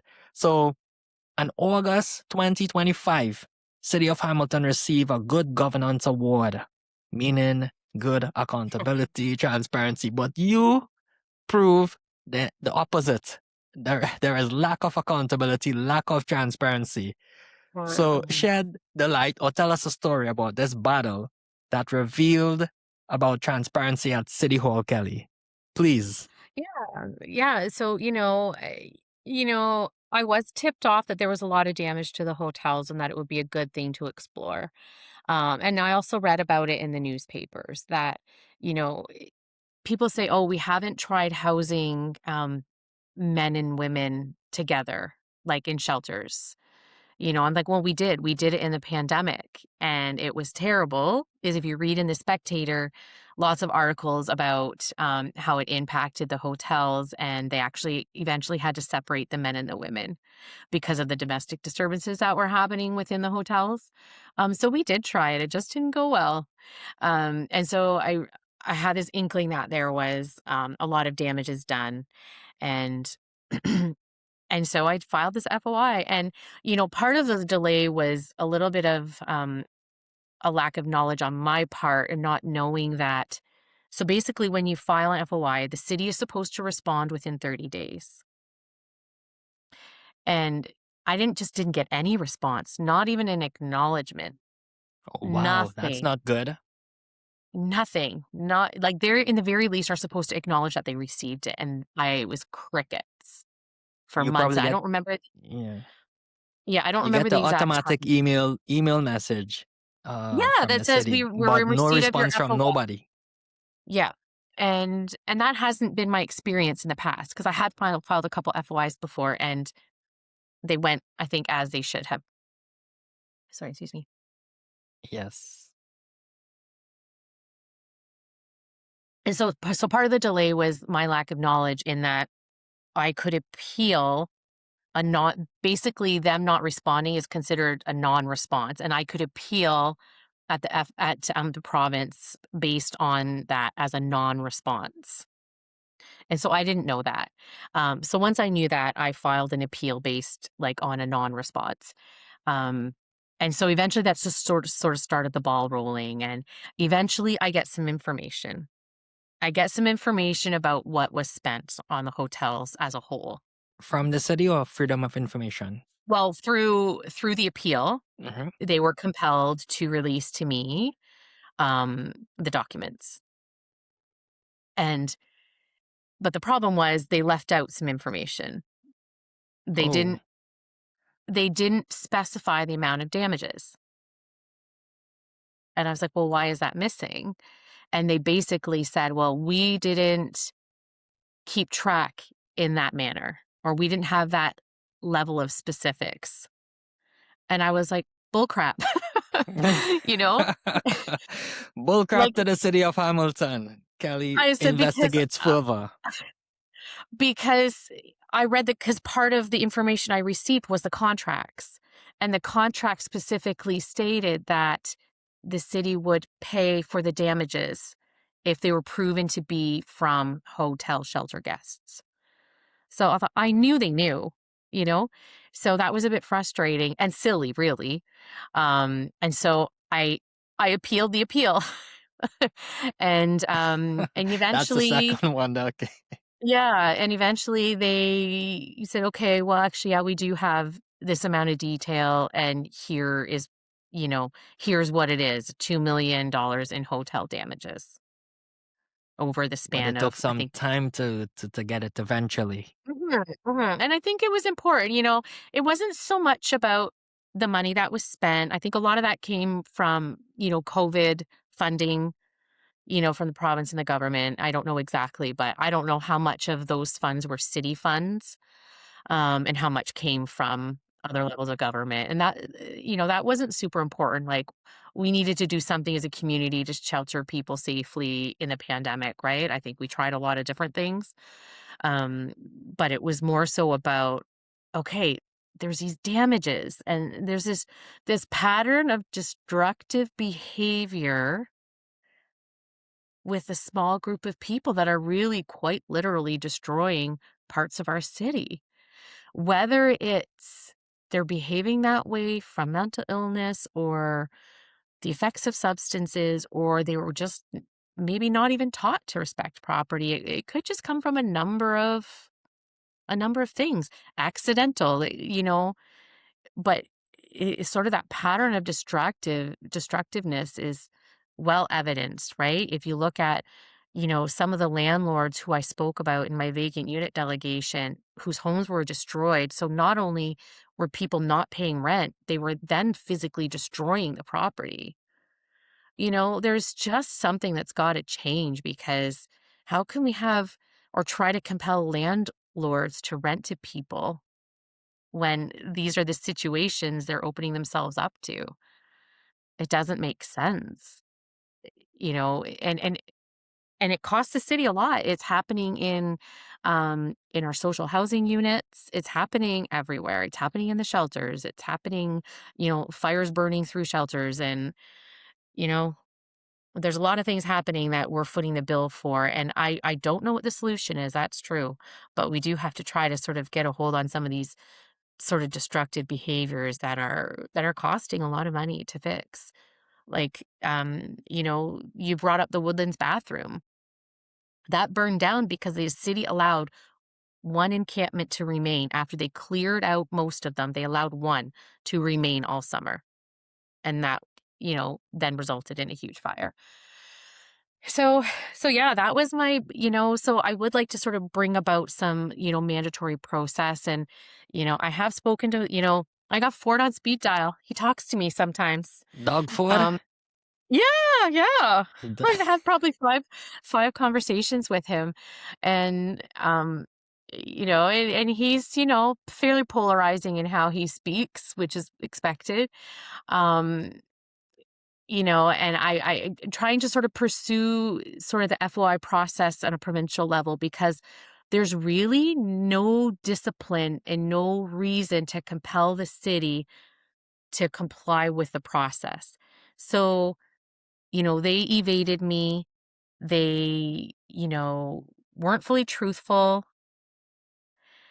They dragged the process on for 18 months, and they can do it. and there's no penalty really for them Wow. to do that.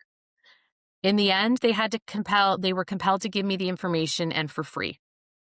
So this That was is really wow. So for all of you out there, Hamilton if you don't live in Hamilton but you care about Hamilton, Kelly Oucharek, 18 months long, trying to get this information from the city, which should have been disclosed in the first place. About $2 million is spent in hotel damages. It took so long with so many delays for no reason. And with persistent battle, Kelly finally got the city to reveal it in April 2026. After going through freedom of information appeal 2 times, and then finally reach to success. So then this example clearly shows the opposite of good governance and accountability. So essentially, lack of good governance and lack of accountability, lack of transparency. It seems as though it's like a cover up or like a protecting the image of the city, Mhm. and and that's not good. Hamiltonians deserve to know. They should know, and it should be reported. I believe it was reported. I read that article in the Bay Observer. I'm not sure if it was in the Hamilton Spectator. If it's not, it should be. But all Hamiltonians need to know, Kelly. And you touched on, there's all these issues as well. But as a nurse, you addressed the Police Services Board about safe supply issues. What I recalled reading in the article, it was patients in the hospital receiving, I'm not sure if it was fentanyl or opioids, but then they take it out on the street and they sell it for, they sell it for at a profit, and then they can buy other drugs or something. What have you observed on the ground regarding diverted medications? Because you covered this very well. Yeah, so I'll backtrack a little bit. I started paying attention to this safe supply program maybe about a year and a half ago. I didn't know it existed, and I think some people confuse it with safe consumption sites. It's a completely different program. Safe consumption sites is where you go to use whatever drugs you have and you bring, but safe supply is a government-funded narcotic program. It's it's a part of harm reduction. It's what it's meant to be, an aspect of addiction medicine.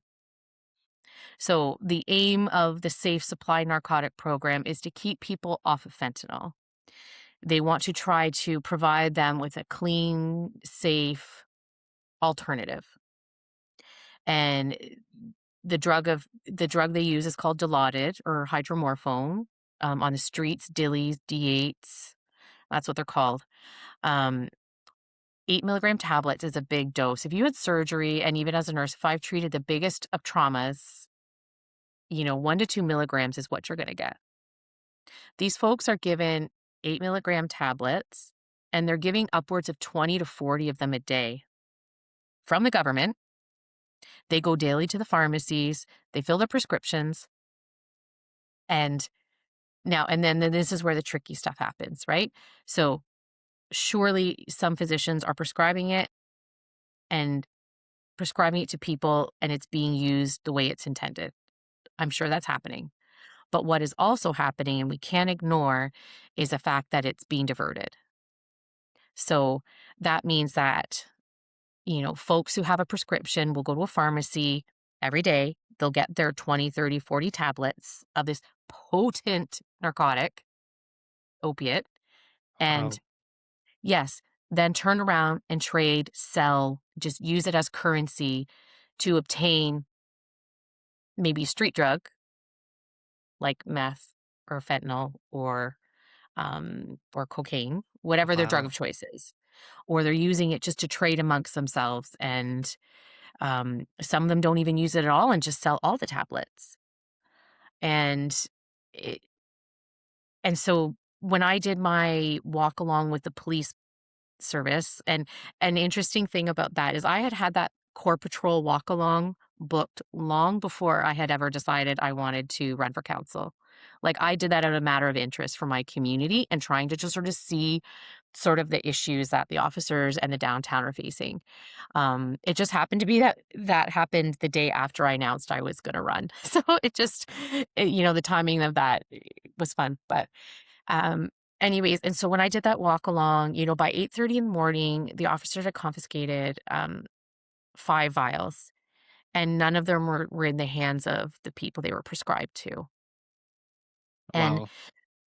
this just solidified for me. So I have found vials in the rail trail myself, and I have had people send me photos of ones that they have found. And it's just this a huge ball of wax to get into. And that's something just I'm really interested in because when I looked up, some of the bottles from the rail trail that I found, the physicians are out of town physicians, so I don't understand how they're prescribing to someone in Hamilton. It's virtual prescribing. What is a follow-up care? And I think there's just there's a couple documentaries you could watch one's called Government Heroin, which I think would really educate you on and others who are interested in on the program. And you'll hear directly from I call him a boy because he's only 25, who became addicted to these tablets. Um, and he talked about how easily they were for him to access them. And my communications with the police vice officers was that the market is now so saturated with these tablets, the street market, that they've gone from being $20 a pill to $1 to $2 a pill. Hmm. And there's really no good research that I know of about the program, if its effectiveness. It's more sort of qualitative in nature. If you know the difference between qualitative and quantitative research, qualitative is based on what you're telling me, quantitative is based on what I can measure. There's no real measurable research to know whether or not this program is working. It's costing a lot of money, and the pills are getting in the hands of people who shouldn't have them. And that also includes youth. I've known two youth to overdose on these pills. And it's becoming I communicate with an addiction physician who works with youth in custody, and they're finding that they're treating youth who come in addicted to these tablets as well.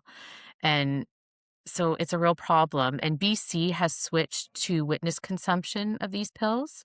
So in the very least, you go to a pharmacy, you take the pills in the presence of the pharmacist, and you go on your way. So then the very least, we're hopefully preventing them from getting in the hands of, you know, uh, for me, I'm not sure that it's a great treatment program, and now I've talked to several pharmacists that I've encountered in my door knocking who are also sort of casting doubts on the program and its efficacy. And I think it was well-intentioned, but I think what it has caused is I think it's contributed to fentanyl addicts because basically if you get addicted to these tablets and you build a tolerance, you have nowhere to go but up to the highest, the next level of drugs, and that would be fentanyl.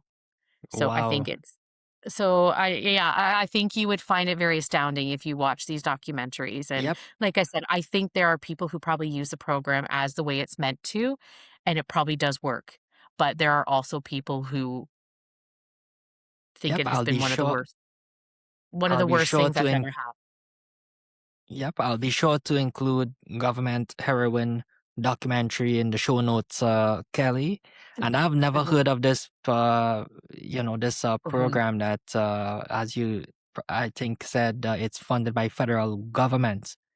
mhm, And mhm, essentially, it is supposed to help people. They get the drugs over the counter, and mhm. then when they leave, they take it out on the streets and they sell it for a profit, and then they take the money and they buy other sort of drugs, heroin, cocaine, all. I don't even know that these things. I don't. I'm, Yeah, with if drugs. you watch the That's not good. documentary, it's pretty revealing, right? And it's pretty revealing that, you know, drug dealers, higher level drug dealers know this is happening, right? And so they wait at the pharmacies and then they're there ready to buy them when the people fill their prescriptions, and then they're Wow. taking those prescriptions and then taking them sometimes further north and where they can get more money for them. So it's a real problem, and if you listen to Wow. this documentary, you will also hear, and I don't wanna get a lot in depth about it because it's a really tricky topic, but there's a commodification of it as well, right? Yes. So, this addiction physician I talked to, she said that if I prescribe Sublocade or Suboxone, which are opiate antagonists, Mhm. which is, kind of used to be the gold standard, I think, for opiate treatment. Um, she does it off of 100 patients, she would make about $45,000. But off a Wow. safe sub, you think that's a lot, but if you listen to this documentary and also this addiction physician I spoke to, if you have 100 safe supply patients, they make upwards of $1 million a year, the pharmacies do. So, Wow. there's a dispensing fee, there's a witness fee, there's a lot. I won't get into it. I think people should watch the documentary themselves and really just sort of, you know, open their eyes to what's happening because this diversion is happening and it's impacting our community for sure. So pharmacy is making money. The drugs people who waiting right outside these pharmacies also making money too. Now I heard, a lot of crazy things. Well, not heard. Watched also documentaries as well, where they're smuggling drugs in suitcases through the airport, to Hong Kong and selling, like cocaine or heroin or something at where it's at a higher price in the market as well. And, Mhm. and it is, and I mentioned in the previous podcast episode that I read the book Willful Blindness from Sam Cooper, where they expose a Vancouver model where these drugs, these opioids and fentanyl, they're coming from China into Vancouver and then dispersed, throughout North Mhm. America. And that really, puts a strain on these, on the healthcare system with a lot of the homeless people and the drugs people. And it's mostly chronic homelessness. But again, that is a very big topic, Kelly. And, and it's good that you mentioned that to the police services board. They are aware of it. I see over and over the police in Hamilton, they check up on these drugs people or homeless people.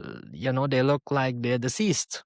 They're on the side of the Mhm. road and just checking up on them. I think it's really good that the police people they're doing that.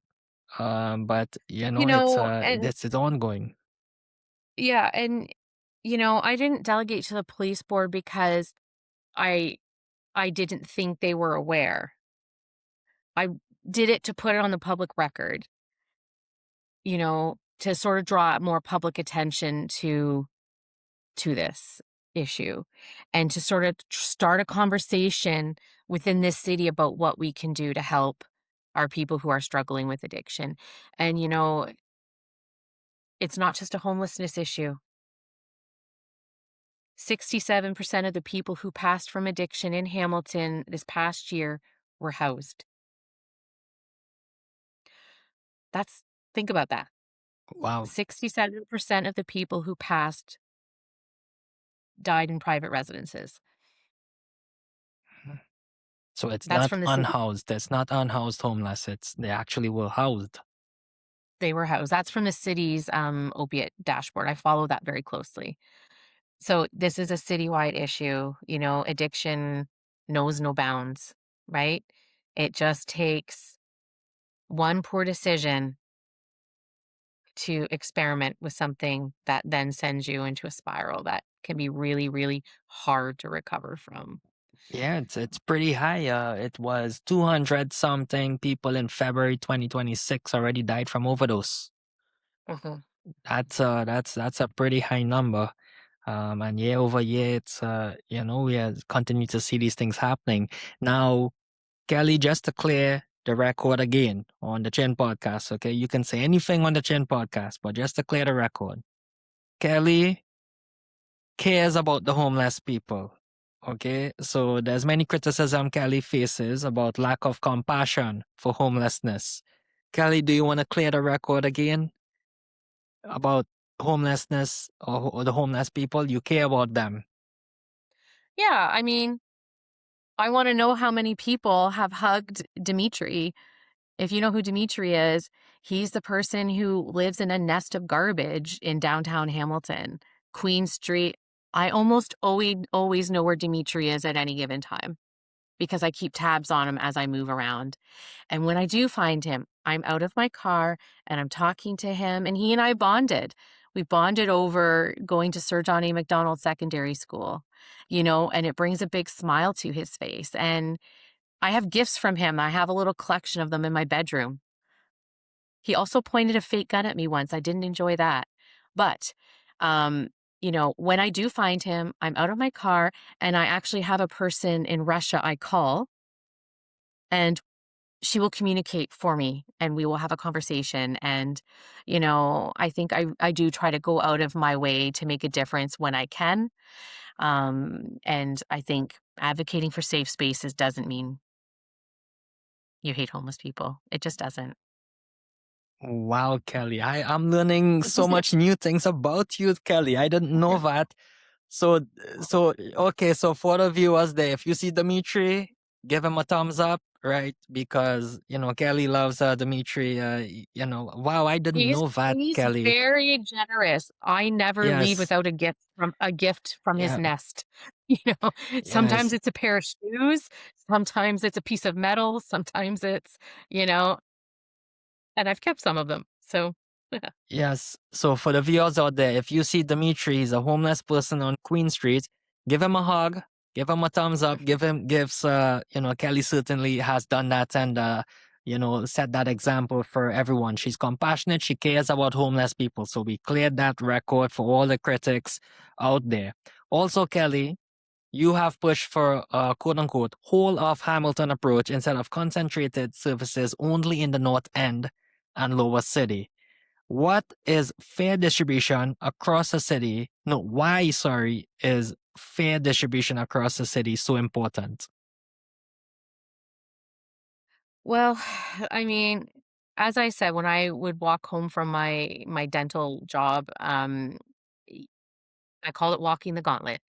It's one week, one block to your left, one block to your right, and you're encountering so many social service agencies, from James North to James South.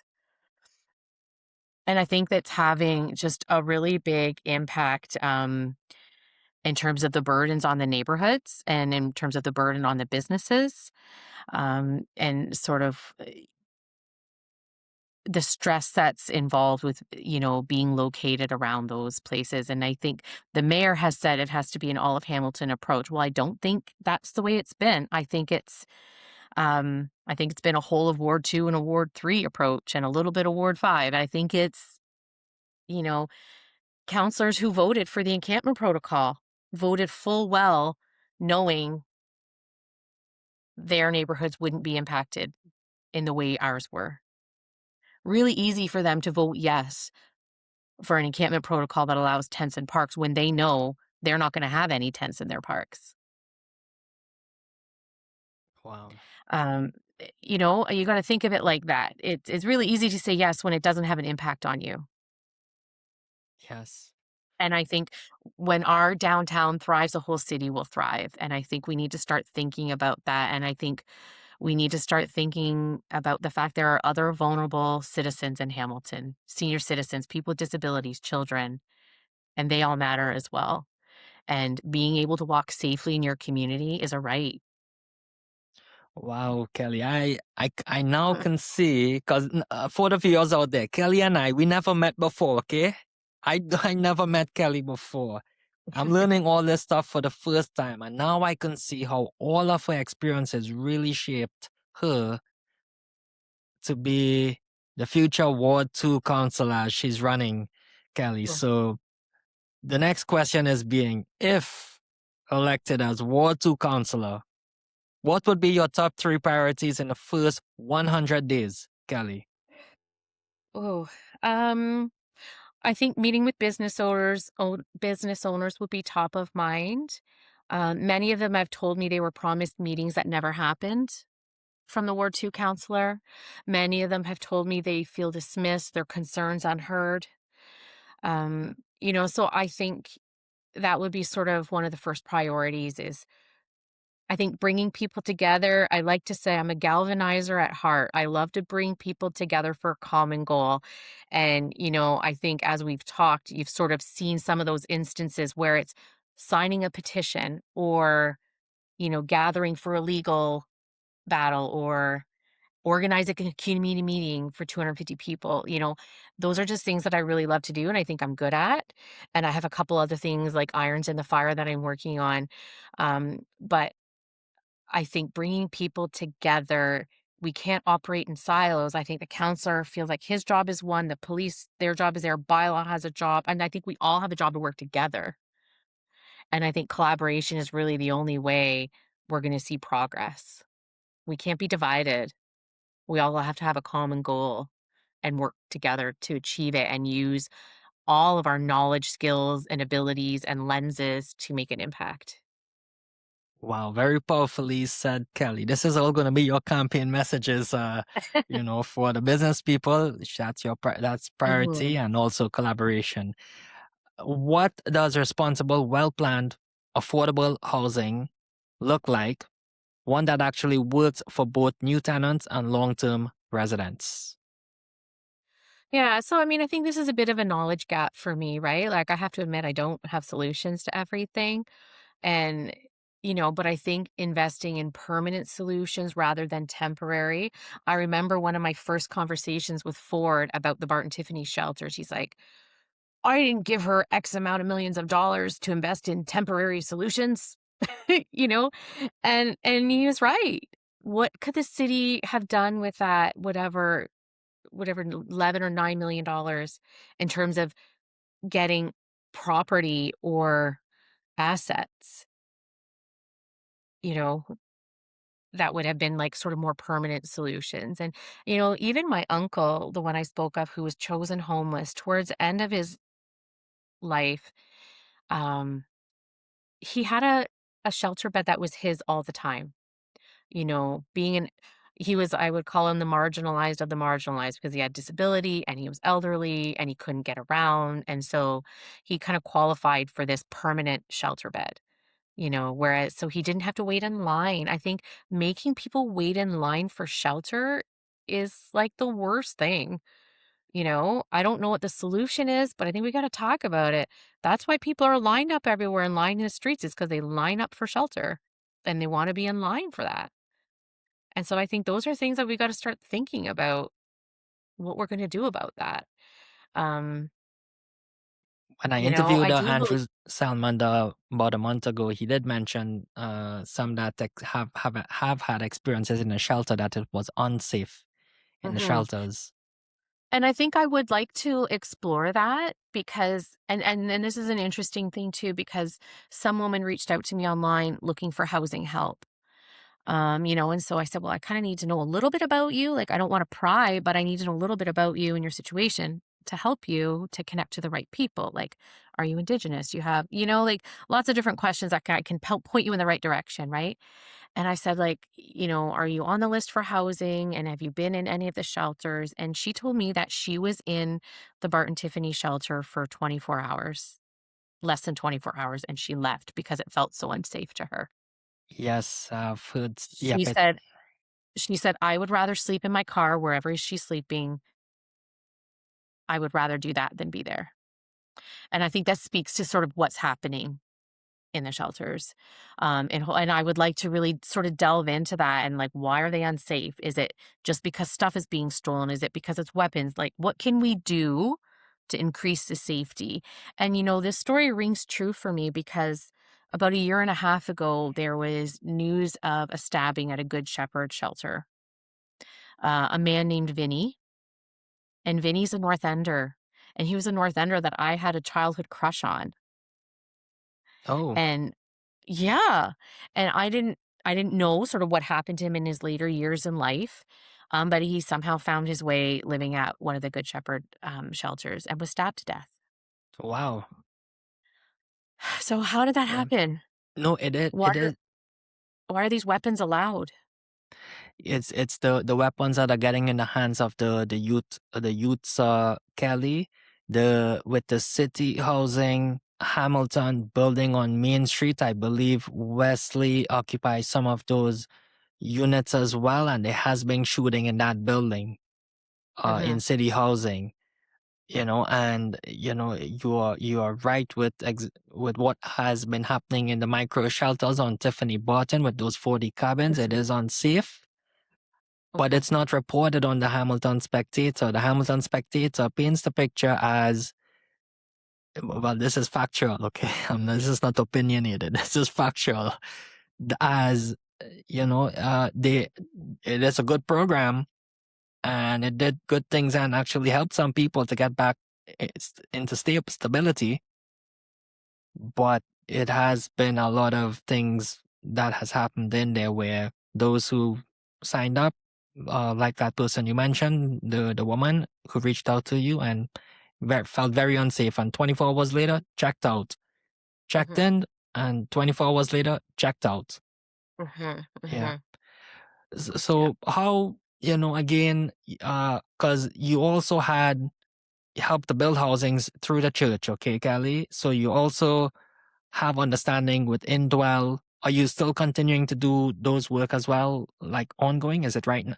Still doing Oh those? yeah, yeah. So that's a permanent part of our church, Yes. and we are separate entities. We have, James North Baptist, and we have North End Landing as an indwell building, and we have separate entrances, but everybody's welcome. So some residents come and take part in programming, and some don't.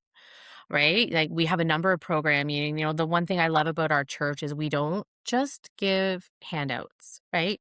Part of our, sort of philosophy is trying to build relationships with people and not just give handouts. So on Friday, you can come to Coffee's On, you can get some emergency food, you can get some of the bread that's donated, some of the food that's donated from other areas, but you can also stick around, have a cup of coffee, play some Yahtzee, play some trivia, like belong and be. And, I think that's sort of, like a really sweet thing. And when we give up Christmas hampers, we always follow up with like, eh, how can we help you? Like there's always the invitation to be a part and attend services. It's never forced. It's never a requirement. It's not a requirement of anybody who lives at the Indwell building to come to church, but they can. And some do, and some don't. And that's totally okay. But we're there. We're there for them. Now there's another big project, Kelly. Jamesville, right opposite the West Harbor GO train station. They demolished the townhouses. Now it's an empty piece of land. What are your thoughts on that? It's taken a while. You had experience with CN Rail, 13 Hmm. months. But that big project is supposed to be a couple hundred units, affordable housing. What are your thoughts on that project, Kelly? Because it is in Ward 2. Yeah. Well, and I grew up there, right? So my kids had friends in those buildings. My kids had friends who were vacated from that building for this development. So it means a lot to me, and no one wants to see it housed more than me. I want that development. Now, you said a couple hundred. I believe the numbers are more in line with like 462. Correct. That was the original development, right? Where they had stacked townhouses and a couple of mid-rise buildings, maybe 7 stories or so, an indwell building and a housing building. Yes. And then fast forward to, again, another surprise public notification where the North End residents didn't have any input. The city changed the project. That project was developed very closely with North End residents, the original plan. I had nothing to do with it, but a lot of residents did. And the city just tossed that plan aside and increased the density as part of the MZO. And so I'm really not convinced it's a good idea. I think there's a lot of things that were done fast. Whenever the city does something fast, it's not done well. The Yes. planning department couldn't tell me how many parking spots there were going to be, for instance. They could not tell me how many parking spots for now upwards of 692, I think, is a final number of units. Don't you think that's important? No traffic planning studies as to how that increased density is going to impact the neighborhood. No planning information with regards to the schools and can the schools accommodate. Just a lot. It was just done so quickly with very little information. We don't even have a drawing of what these buildings will look like. There are no renderings as to what these will physically look like. Um, I'm not a fan of the 20-story tower at the corner of James and Strawn. I'm just not. It's not in keeping with what's in the neighborhood. It I will be a understand it. it will be a I very understand. tall structure. Yeah.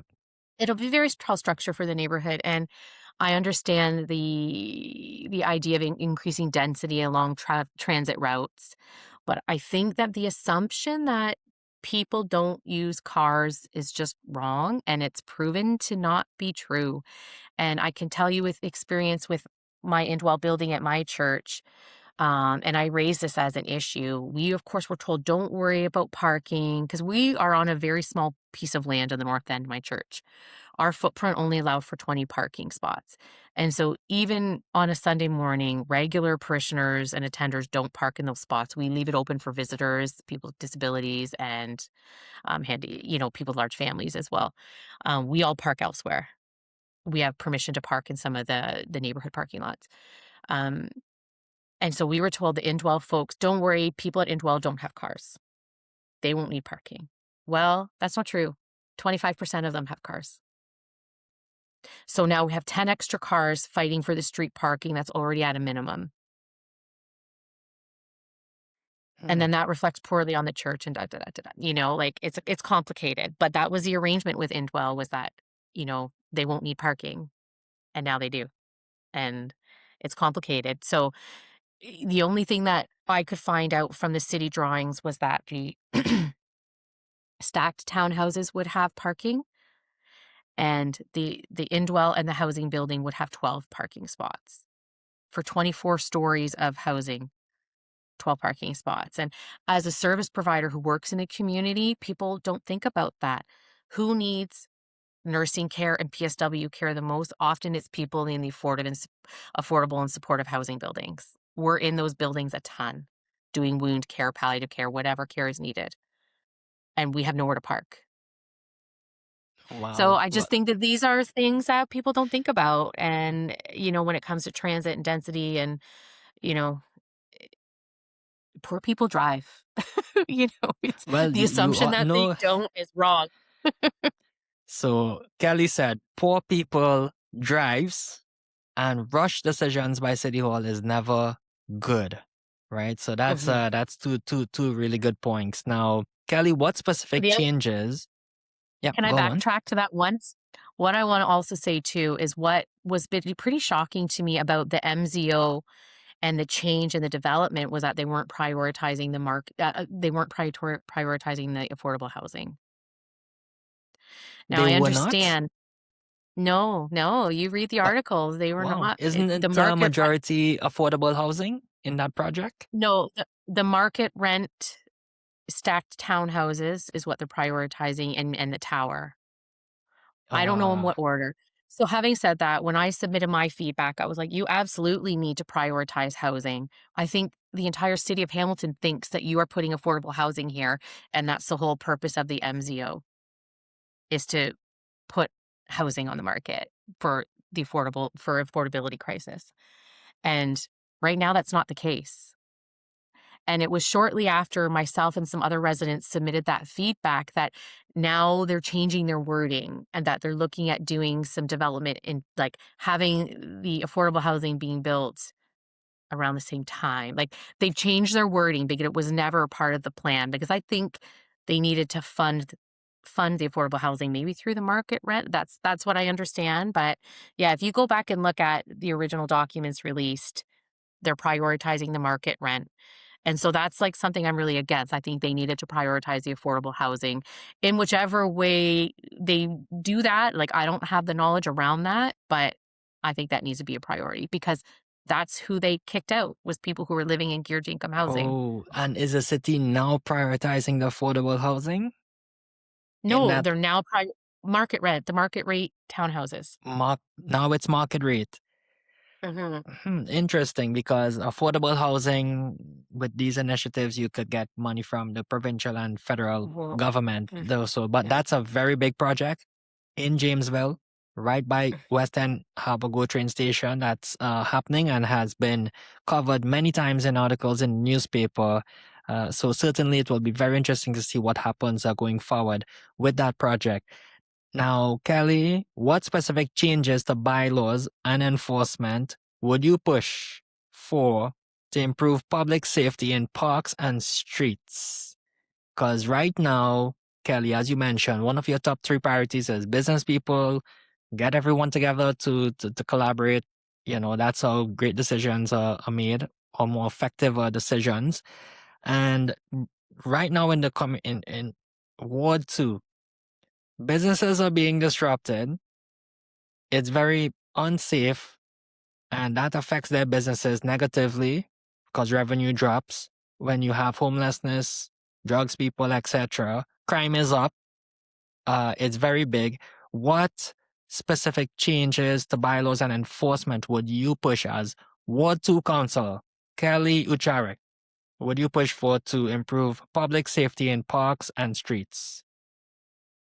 well, I mean, I think bylaw has a big role to play for a lot of things. It comes to property standards, it comes to sidewalk clearing, lawn mowing. Like, there's so much that bylaw covers that contribute to our city in terms of how it looks, right? Like, they're the ones who can issue orders to cover up graffiti, cut your grass, and you know Cleaning the alleyways. cleaning. I am one of these people that when I go for a walk and it's winter time, I will actually note the addresses that haven't shoveled and I will report them. Not because I can't navigate the sidewalks, but because I know others can't.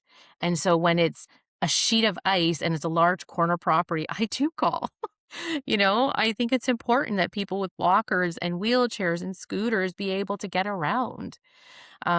So that's sort of one thing. And I have a real problem with repeat offenders. I think the city needs to tighten up its, how it goes about sort of repeat offenders who don't take care of their property. Like rental properties, for instance, that don't shovel or don't mow their lawns and don't, that's a small thing, but it is a big thing in terms of how your neighborhood looks, right? And I've been communicating a lot with MLE regarding city owned properties. You'll see where that big fire was. Like, I didn't report it because there was an encampment there. I reported it because the neighbors told me they had rats and the property was overgrown and unkempt. And Hmm. only after that was there an encampment revealed because they had a small fire on the corner. And so that revealed the encampment. And then this big fire that happened was actually maybe at least 100 meters from the encampment. It was somebody actually set fire to a shed intentionally. I don't know if it has anything to do with the encampment or not, but it was these property standards and like all of those blocks around the Barton Tiffany shelter are Tiffany owned, are privately. Okay, backtrack. That block is privately owned. The rest are city owned, and Correct. the city is not taking care of those properties, and so the residents who live nearby deserve to have a neighborhood that you know, looks nice. There's a building down by Hutch's, and by Williams. It's an old Marine Discovery Center, and I saw some kids, breaking the windows last summer. And so I emailed and I said, "Hey, like, does this belong to the Marine Supply store or, like, who's responsible for this property? Because it's derelict, it's full of graffiti, the windows are all broken, it's not secure." And then I got an email back from Emily that this is actually a city property. And City, so so between Hodges and Williams, it's there's it's a at the lot of top of property. Williams. It's at the top of Williams, so, like, you know, when you Oh, drive you're down to talking about Williams. the old Brewers Marine Supply building, the white Yes, one. yeah, Yes, yeah. yes, Well, that yes. so, in some of my my mayoral duties, as my husband calls it. Like, I've called that property to attention and it's now boarded, it's fenced, they've covered the graffiti, but that's a city-owned building. I Wow. didn't know that at the time, so I do like to work on those kinds of things, but I think we have tools available. If you look at what the Trespass to Property Act, a police officer recently told me, like, bylaw actually has the ability to remove people who are trespassing and loitering and encamping. There was just this weird space of time where the police didn't want to be the ones removing encampments and the city didn't want to be the one removing encampments, but they both had the power to do so. That's true. Yes. And I recalled that old Brewers Marine building. I recalled maybe at that time when you first raised it, there was two police vehicles that was sitting there. And then Mm, since then, there was not any more trespassing. So it seems to be mhm, just mhm. very quiet in that building. Because I visit the Williams Fresh Cafe there on the waterfront. I think I probably saw you one time in the Oh, yeah? Williams Fresh Cafe. There a lot. Yes, I There a saw, lot. and I was like, should I go introduce myself? But Always, but we always you connected. should. Always, yeah. Okay. Yes, yes. I recognized the face, but I wasn't 100% sure. And then I Googled, I said, yes, that has to be Kelly Oucharek there. So you're very popular in the North End. Now, your campaign message, okay, Kelly, the slogan, listening, acting, your voice. How would you ensure residents are properly consulted before major projects or policy decisions are made? Because in some projects, as you mentioned, the residents, they were not heard by the current Ward 2 councillor, Cameron Crutch. Mhm. I think it's listening. I think not taking part in votes on major projects until you've heard from your community. And I think that's where sort of the counselor has failed to advocate for his community because he has had the power to defer votes and say, wait a minute, let me hear from my community first. I think he picks and chooses who gets a voice. That's When the not good. library wanted to institute the policy regarding requiring a library card to get in, he said, "Well, we need to advocate and we need to see how people and how this is going to impact people." But he's never consulted the residents about how they've been impacted. The city has never taken an opportunity to find out how residents have been impacted. They have never taken a proactive approach to finding out how people have been impacted by encampments. I think They do a lot. the Yeah, they do answer a to the lot to. question. Yeah, Oh, sorry. sorry, go ahead. You said it plain and simple. The one word answer is listen. For Mhm. Yeah. councillors and including the mayor, for proper consultation on all these projects, simply show up, listen. The Barton Tiffany, that where you organize that meeting, mayor Mhm, didn't show mhm, up. Police showed up and just listen to the people. mhm. That's I'm that's in the that's the midst answer. of I'm in the midst of designing my campaign T-shirt. And sort of right now, the idea is that everybody has a seat at the table. It has all the communities around the table. That's sort of the idea, is that everybody's got a voice. Yes. Now you can shed some more concrete ideas, okay, Kelly? You're certainly gonna break the record interviewing time of Rob Cooper. You're gonna break his record, I will okay? tell you, I have a hard stop at 2:15 because I have a meet and greet at Durand Park at 3. At 3, So okay. Okay, so all right, so that's a hard stop, and we got lots of questions. Okay, so what does Ward 2 look like after 4 years with you as councillor? Safer parks, thriving streets, and better value for taxes. yeah, Paint a picture so for I us. think I think I would love to have a ward where everybody feels safe coming, that out of towners feel like they can come downtown. other people feel like it's a destination and a place that they can enjoy and not be afraid of. And that includes the people living here as well. I want safer streets for everybody, and that includes the people who are living on the streets. I want to make a measurable impact on addiction and homelessness. I I want you to ask me my genie wish. You asked Andrew Selman, I think, his genie wish. Genie wish? Did I ask him? I didn't know. Okay, what's your genie wish? I think what I mean, if, aside from, ending all human suffering, which is, would be wonderful, what I would love for War Two would be a waterfront and a water body of water that we could swim in.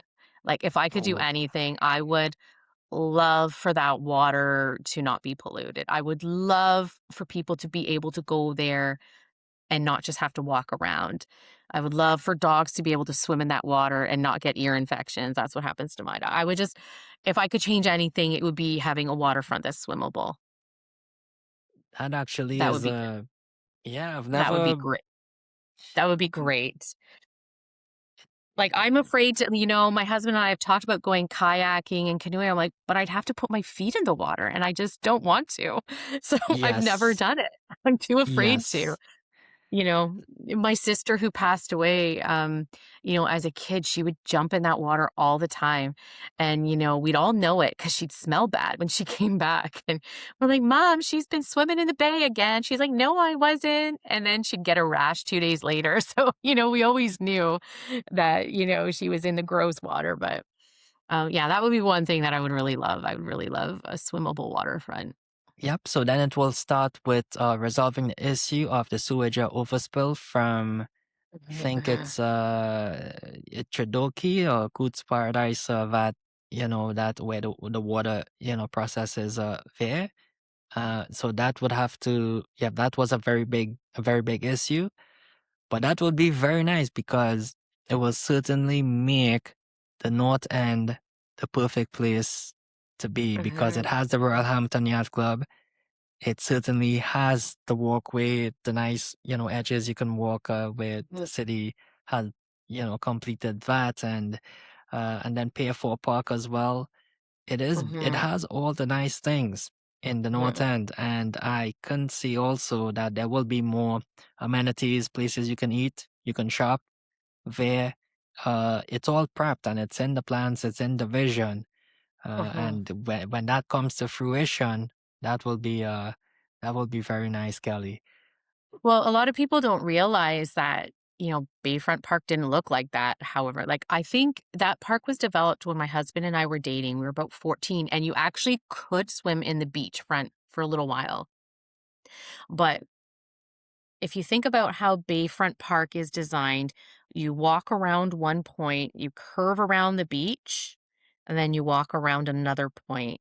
And so, what they've discovered or what they suspect is those two arms that extend out cause a stagnation of the water. And so the water doesn't circulate well, or at least that's contributing to it. And so I know they've looked at cutting off one of those to sort of see if it would improve. But I mean, the amount of money that would cost is just not in the budget. But, yeah, Yes. it's a man made the way that is shaped. That's man made. And it was kind of poor design, I think. But- Yes. Okay, Kelly. So thank you so much, because I know you have a hard stop at 2:15. Your time was very yeah. generous, and I think this was a really good interview. The longest, I'm seeing three. I just passed the 3 hour mark.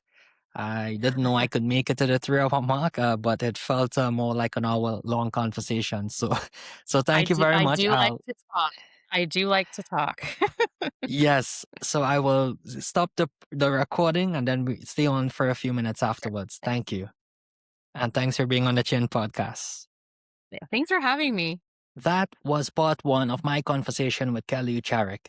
We traveled from her childhood in the survey through 27 years of nursing, including the hardest days of the pandemic, and into the activism that brought her to this moment as a Ward 2 candidate.